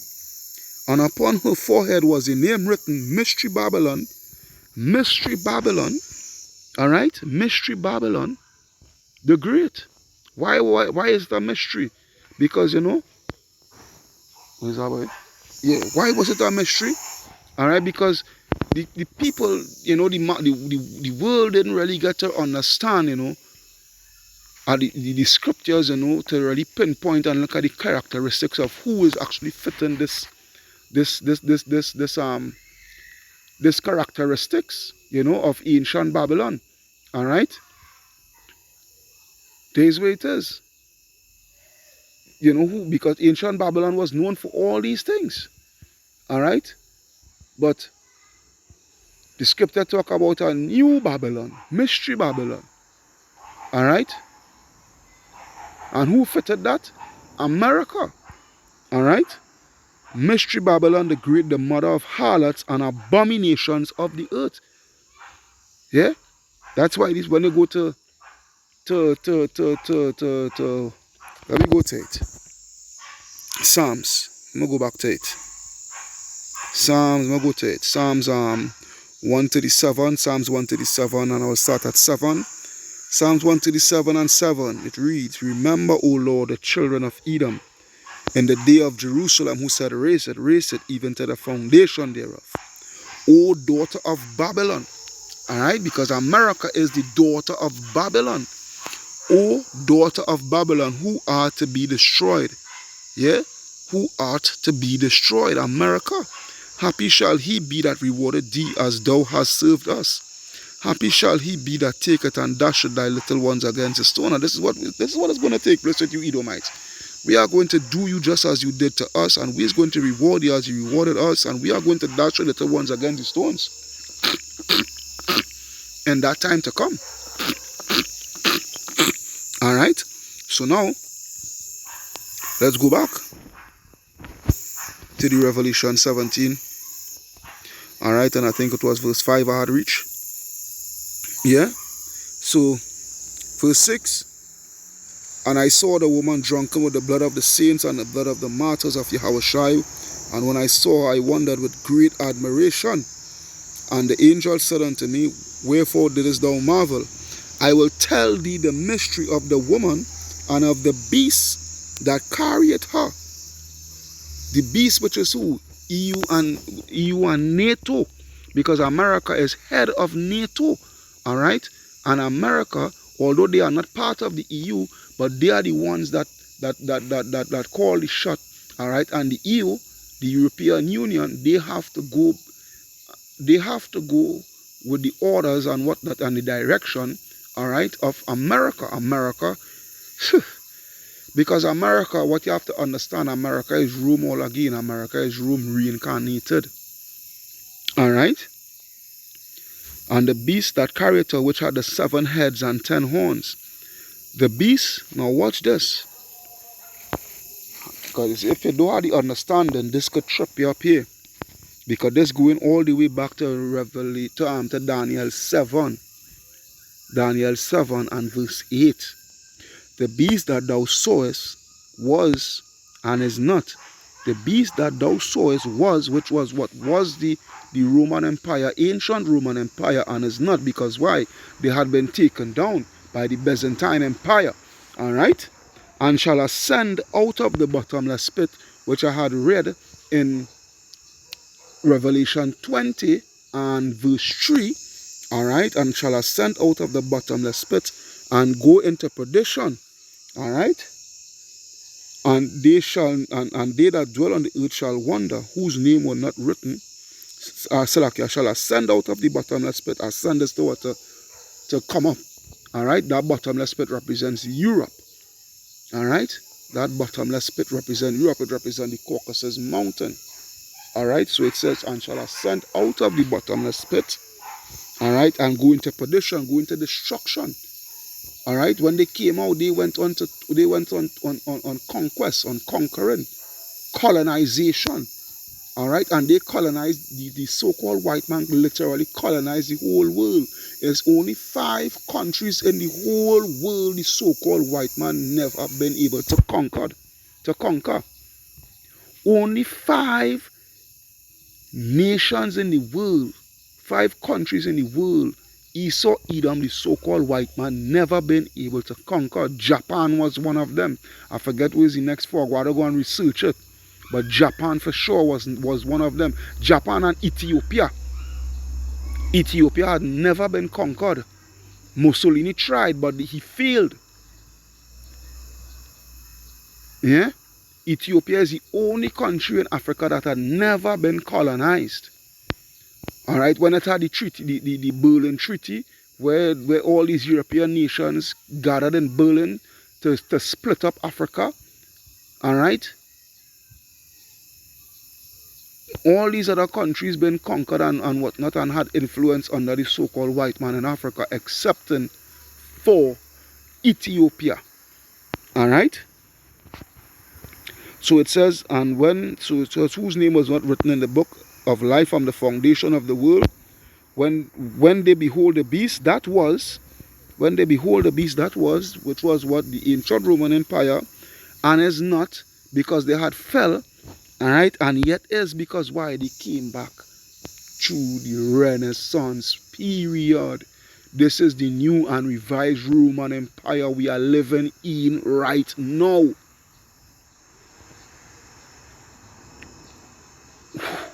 Was the Arabs the Roman Empire? Did the Arabs made up the Roman Empire?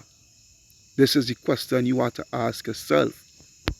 Where in prophecy it fitting that the Arabs made up the Roman Empire? All right. This is it here. Now we go into this what waters, right? So when I go to, he says, and I will show you the judgment of the great whore that sitteth upon many waters. Let me find out where the waters are speaking about. Let me see.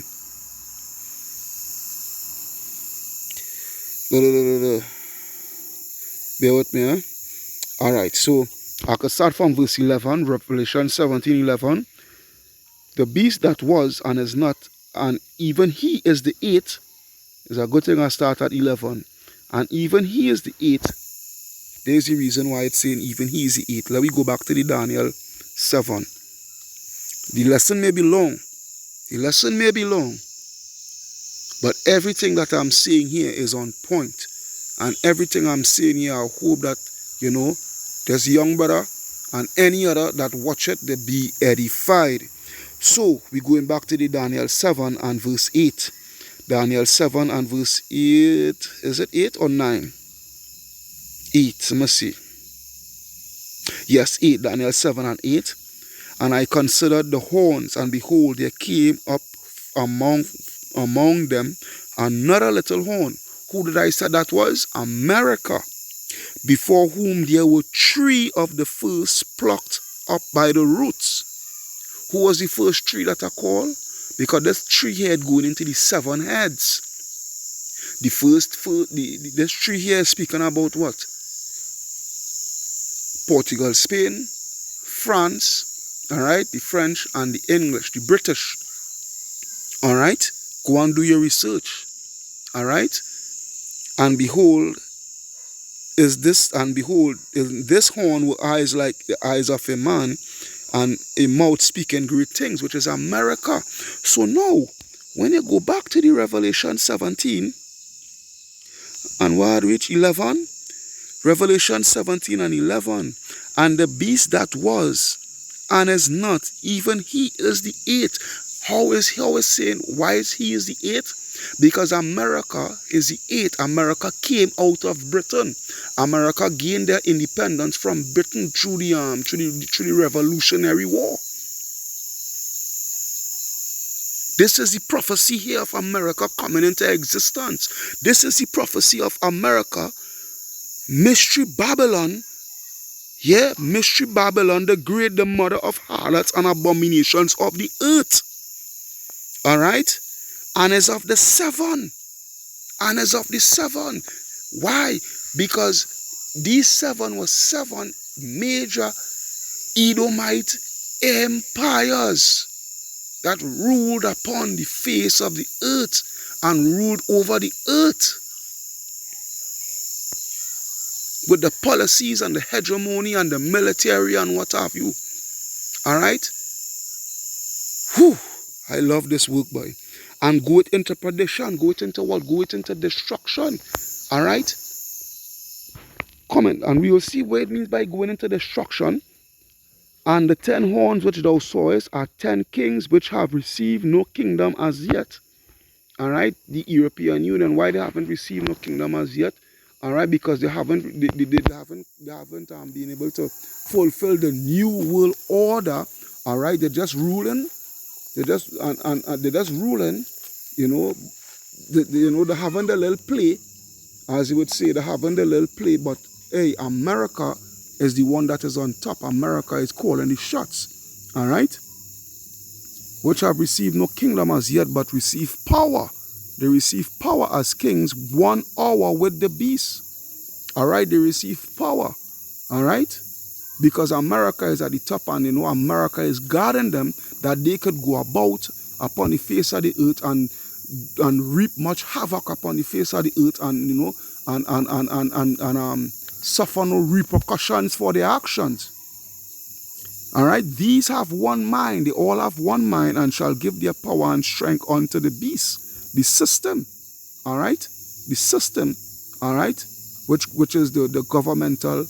All right, the governmental, financial, and military. All right, these shall make war with the Lamb, and the Lamb shall overcome them, which is Yahweh Shai, for he is Lord of lords and King of kings, and they that are with him are called and chosen and fruitful. And he said unto me, the waters which thou sawest, yeah, sitteth upon many waters, the waters which thou sawest, where the horse sitteth, are peoples and multitudes and nations and tongues. Because when you go now to Habakkuk,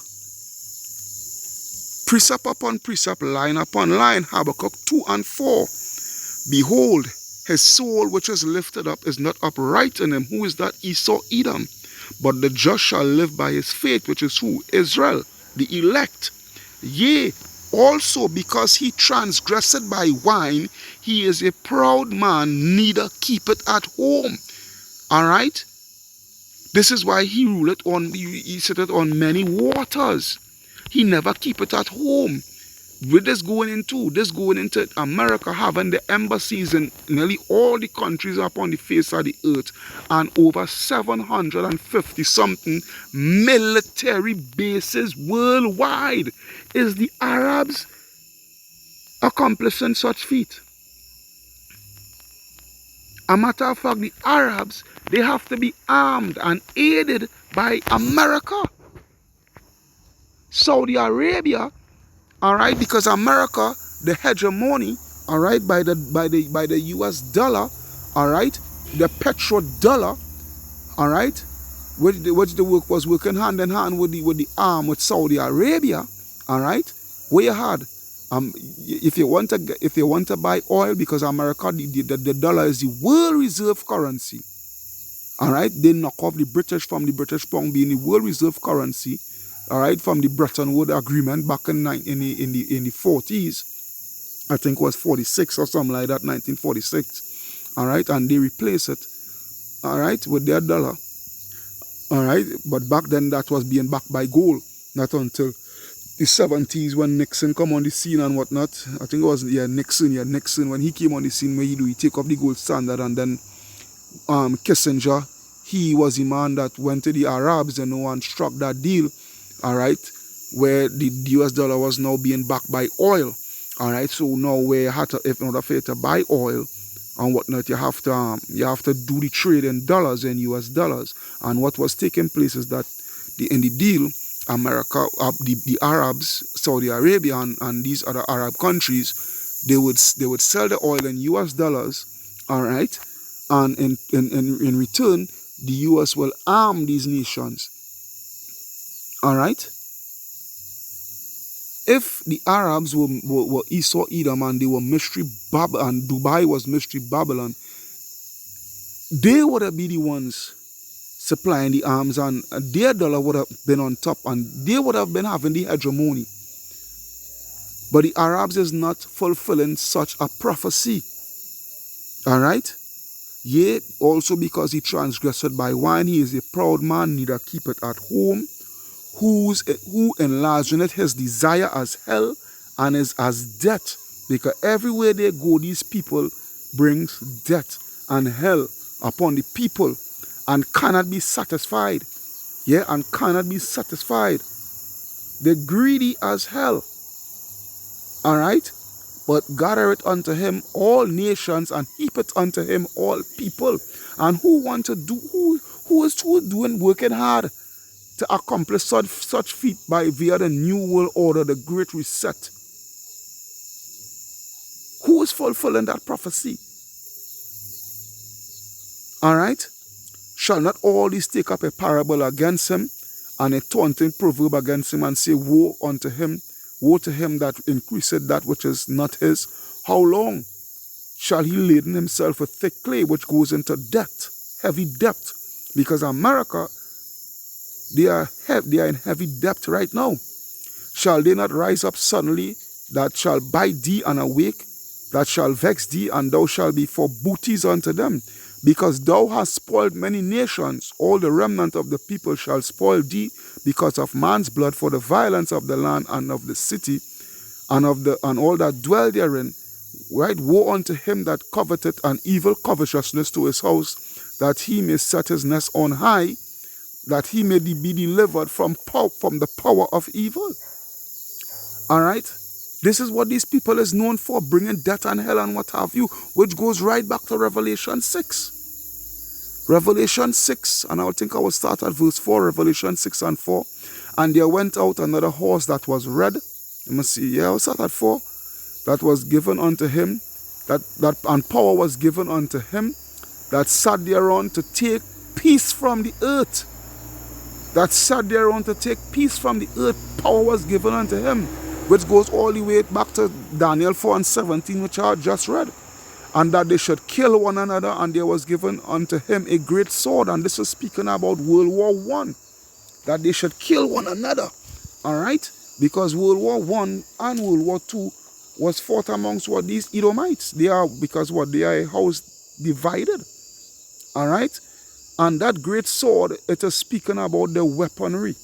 That ain't speaking about a literal sword. And this is what is get you all tie up and make you all be deceived by Judas the prophet, because the Arab, they like to have a sword on them, the sword is a symbol on the flag and whatnot, so forth, and this and that and the other. But the scriptures speak about Esau, Edom, their symbol being what? The eagle. All right? The eagle. Yeah? And when he had opened the third seal, I heard the third beast say, come and see, and behold, and lo, a black horse, and he that sat on him had a pair of balances in his hand.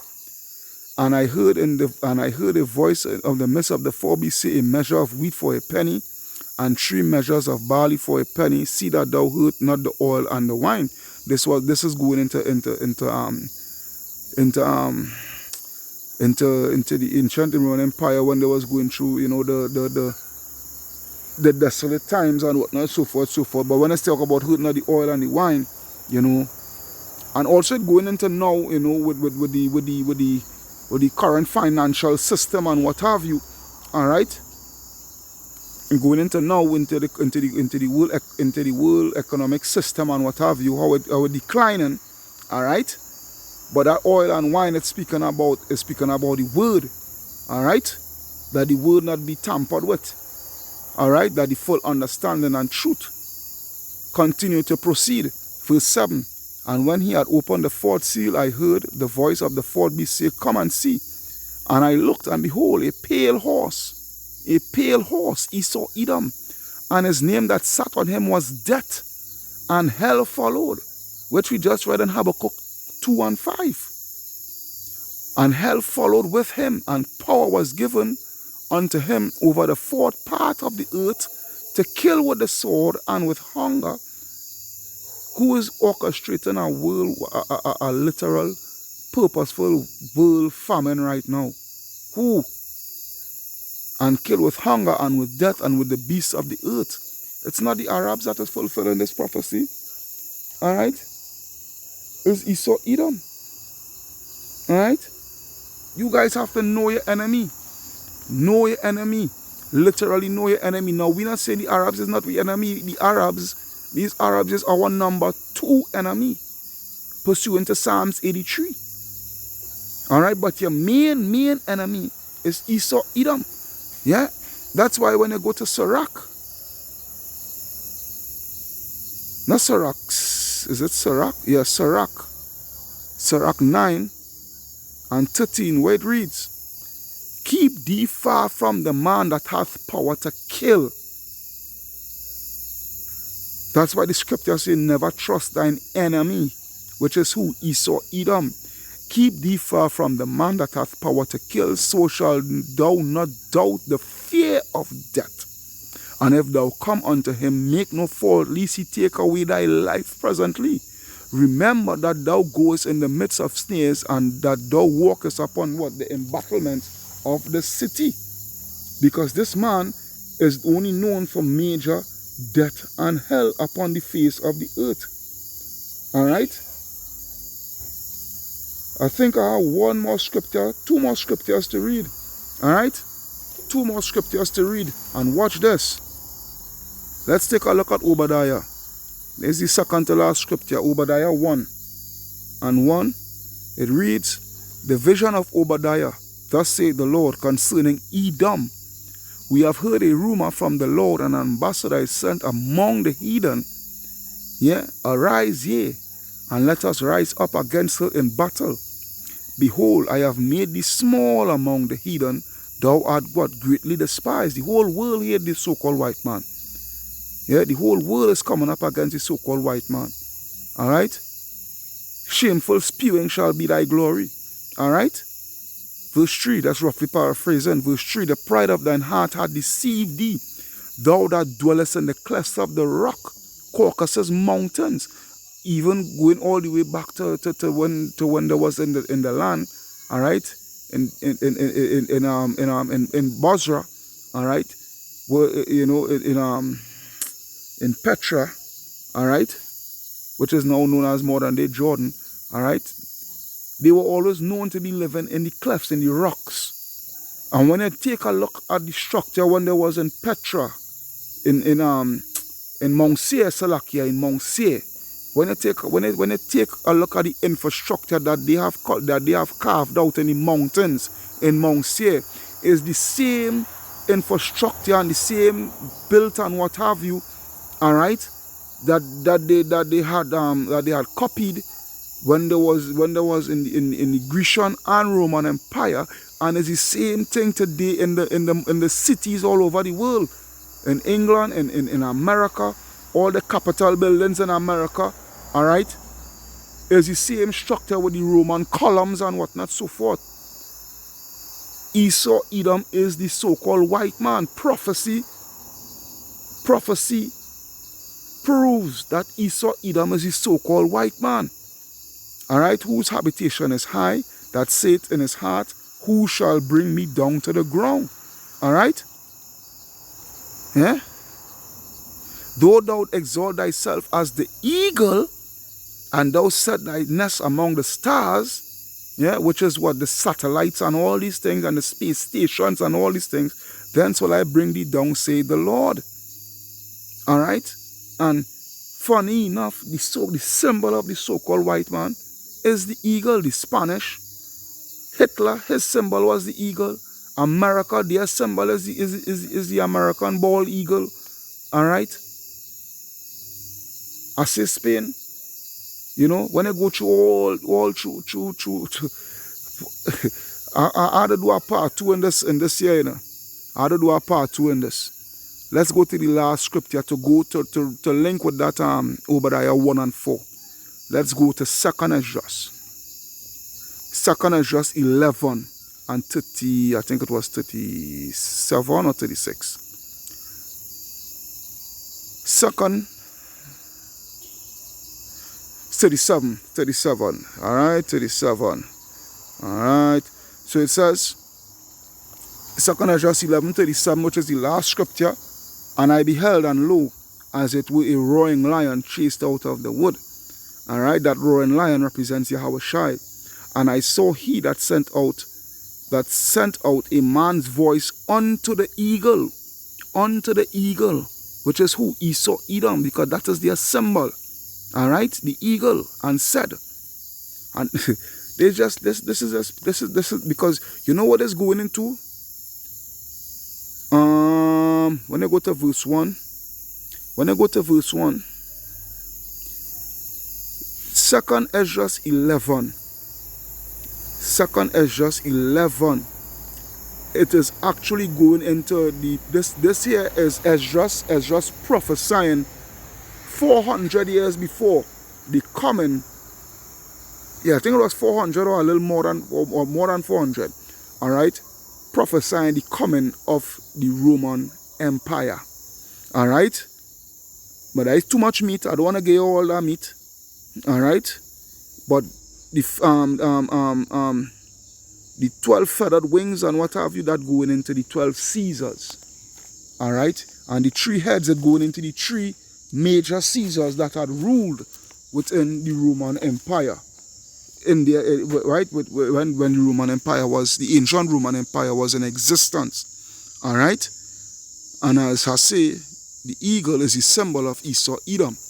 Even in the time of the Romans, even when they was in Mount Seir, before they had been driven out of Mount Seir.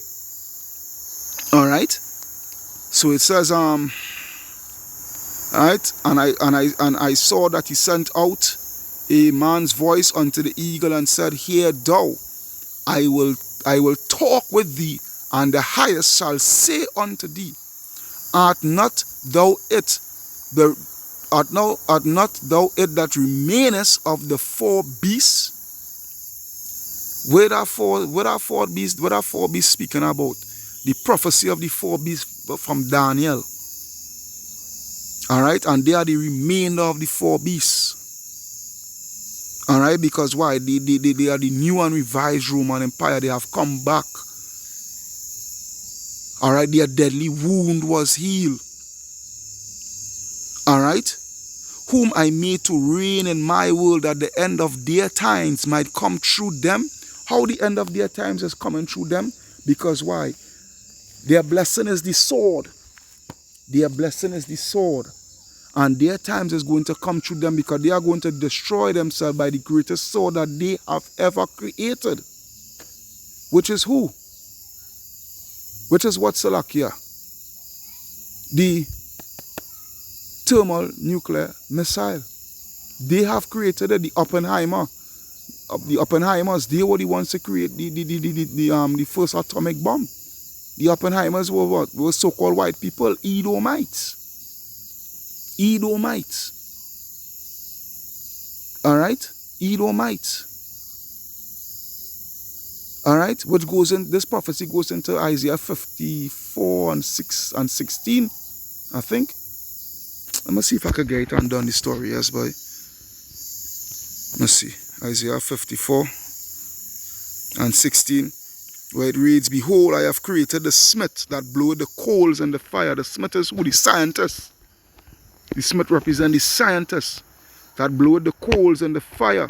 That coals represent what? That coals represent all the ingredients, you know, and whatnot, the uranium and whatnot that they need to make the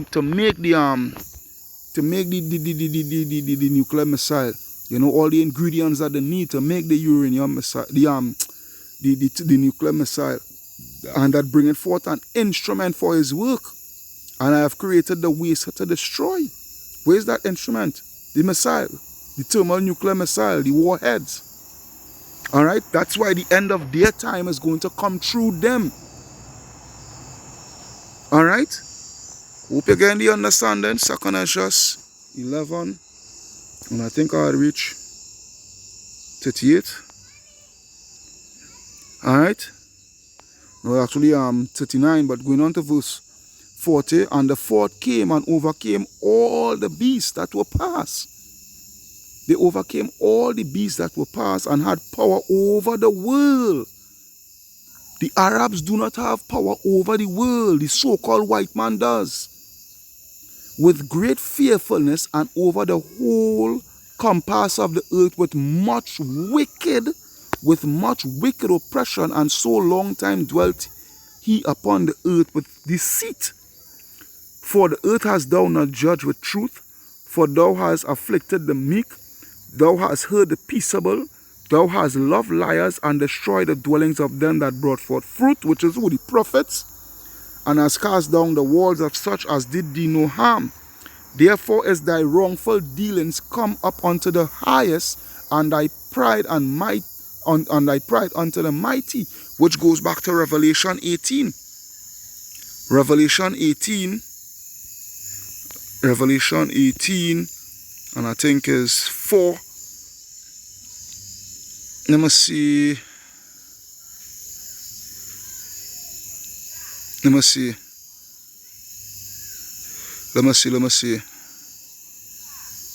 Yeah, Revelation 18 and 5. Now we start from 4.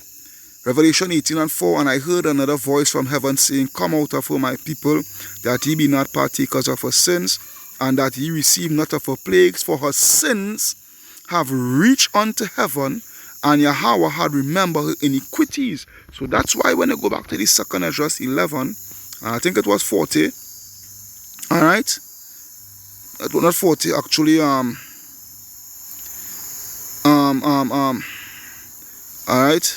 44, alright, 44, where it says, the highest also had looked upon her proud times. No, not 44. 43 actually. Therefore is thy wrongful dealings come up unto the highest, alright, and thy pride unto the mighty, alright, because why? The Lord let them do until, you know, until they reach the point where they're supposed to reach.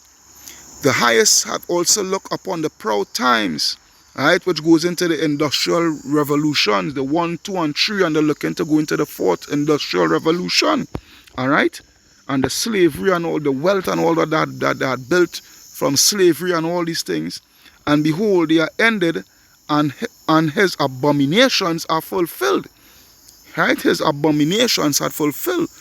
Revelation 18 and 5, which we just read, all right, and therefore appear no more eagle, all right, no more eagle, no more Roman Empire, no more new and revised Roman Empire, and nor thy horrible wings, all right, nor thy wicked feathers, which goes into the rulers, nor thy malicious heads, all right, which goes into what? The elites, all right, the upper echelon, the faces that you don't see, the Rothschilds and what have you.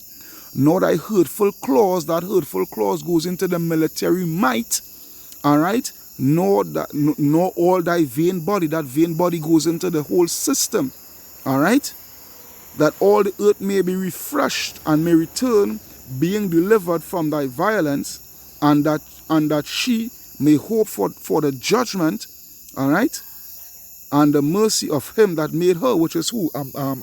Israel, all right, Israel. And before I go, I just have one more thing to prove. Salakia.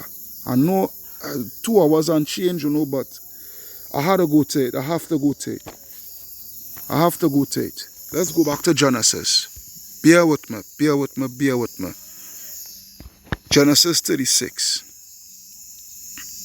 Genesis 36, and I ain't going to go to all the lineage of Esau. Alright, because we don't prove that Amalek is the grandchild of Esau, but I want to prove this here first. I want to prove this here and leave with this. Genesis 36 and 14. Alright? Genesis 36 and 14. Because we done here, seen here, all this is the lineage of Esau. We ain't going through all of that. Alright? But watch this. Verse 14 I want to give much attention unto and leave with this. Verse 14, Genesis 36:14, and these were the sons of Aholibama, the daughter of Anna, the daughter of Zebeon, Esau's wife. And she bare to Esau Jeshush and Lalam and Korah. These were the dukes of the sons of Esau. These were a matter of fact, let me go to here. Genesis 36:14. Alright, actually 15. Right? These were the dukes of Esau. These were the dukes of the sons of Esau, the sons of Eliphaz, the firstborn son of Esau, Duke Teman, Duke Omar, Duke Zepho, Duke Kenaz, Duke Korah, Duke Gatam, and Duke Amalek. These are the dukes that came out of Eliphaz in the land of Edom. These are the sons of Ada. Alright? So we see here more dukes. Now watch this. Let me find out where's the meaning of the word duke.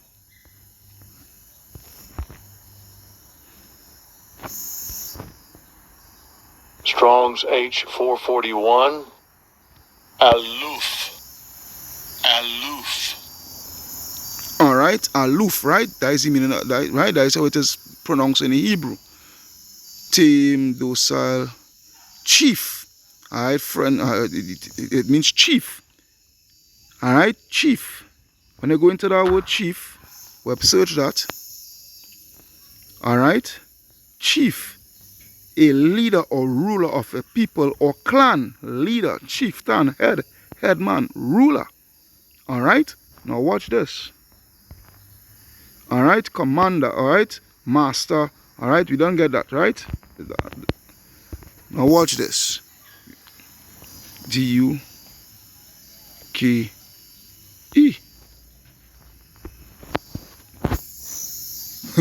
Watch this. A male holding the highest hereditary title in the British and certain peerage. Alright? This is what duke mean. Alright? Which goes into the word chief, ruler. Alright? So good. Alright? Alright? Title in the British and certain other peerage. Alright? Royalty. This with me, right? It goes into royalty. Now, this is what you have to ask yourself, young brother, and to all the other brothers and sisters all the other brothers and sisters that, you know, that now waking up to this truth and what have you. Yeah? There's the situation here. What people it is upon the face of the earth today that call themselves dukes? What race of people, alright, upon the face of the earth today that goes with the title, that still carries the title dukes? Because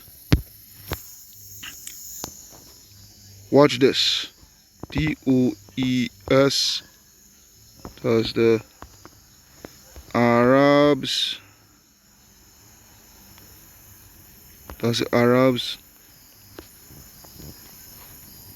royalty, R-O, royalty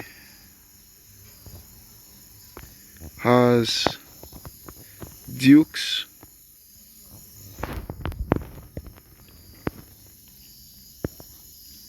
Alright.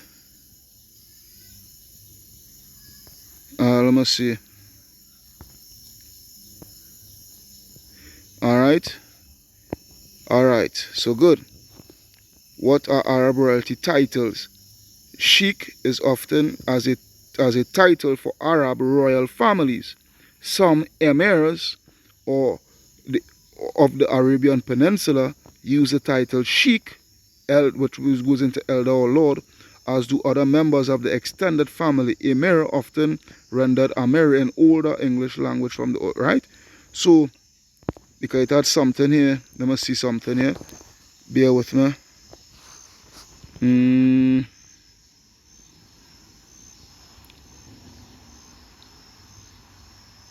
let me see. No. Cut out that. Let me see.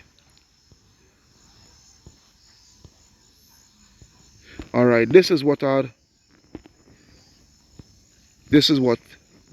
had went into. Watch this. I will read out this and I will end it with that here. All right. So it says here, because right, the Crown Prince of Saudi Arabia. The Crown Prince of Saudi Arabia is the second most important position in Saudi Arabia, second to the king and his designated successor. Currently, the Crown Prince assumes power with the approval of the Allegiance Council after he is nominated by the king. This system was introduced to the country during the reign of King Abdullah. In the absence of king, an order is issued to have the Crown Prince manage the affairs of the state until the king's return. All right? And I see here the last Crown Prince of the second Saudi state was Abdulaziz, who lost the title when Abdul Rahim bin Faisal, his father, lost his state after the Rashids conquered Riyadh in 1890. The Al Sauds, which is a family, all right, the Al Sauds went into exile and took refuge in multiple Arab states of the Persian Gulf for nearly a decade. After the defeat of the Battle of Sarif in 1900, Abdul Rahman bin Faisal gave up all ambitions to recover his patrimony. Despite this, Abdulaziz and his relatives remained determined to regain Najd. Throughout the early 1900s, Al Sauds went on multiple raids, all right, expeditions. And who was funding these? The British was funding this. All right, the British was funding. Go into that history, the British was literally funding this. All right, the Al Sauds went on multiple raiding expeditions and wars of conquest to attempt to regain Najd from the Rashidis. Their efforts were highly successful, and as a result, they successfully formed the third Saudi state. All right, and that's how the country got its name Saudi Arabia through the Saud family. All right, there's not no East Saudi Arabia. That is trying to stretch her doctrine to try to fit. That is just we name as Jesus the prophet trying to fit, trying to force something, trying to force his deceit now, boy. If you understand, for the lack of better terms, I know all that big with words and what have you, so forth, but you understand where I'm coming from. So I don't need to go through all of this, but what I'm showing is, what I'm proving the point is that there's no dukes in the Arab royal family. All right, in any of the Arab royal family, in the UAE and all of that, there is no one that carries the title of duke. But within Esau, Edom, especially the British, all right, there are still dukes within the German royal family. They still carry those titles, in the Dutch, the Belgian royal family,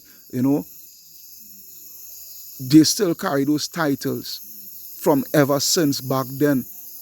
The so-called white man is Esau according to prophecy. Kal halayam la alahayanawa Yahweh bahasham Yahweh Shai bahasham rakaha kodash barakata Yahweh Shai barakata Yahweh Shai barakata Yahweh Shai. Double honors unto the apostles and elders of Great Millstone that rule well. All right. Double salutations unto the brothers who preach and teach this truth through the four corners of the earth, risking their lives, freedom to do so no more than ever. Shalom unto the speckled bird Israelites, and shalom unto the very few but faithful Akwatiam, which is the sisters, that listening, learning, being obedient, and being silent. There's your brother Kahan from the GMS Prophetic Vibration Camp signing out, saying shalom, shalom, shalom, shalom. Hope you all was edified through the power and spirit of Yahweh Ba'asham, Yahweh Shai.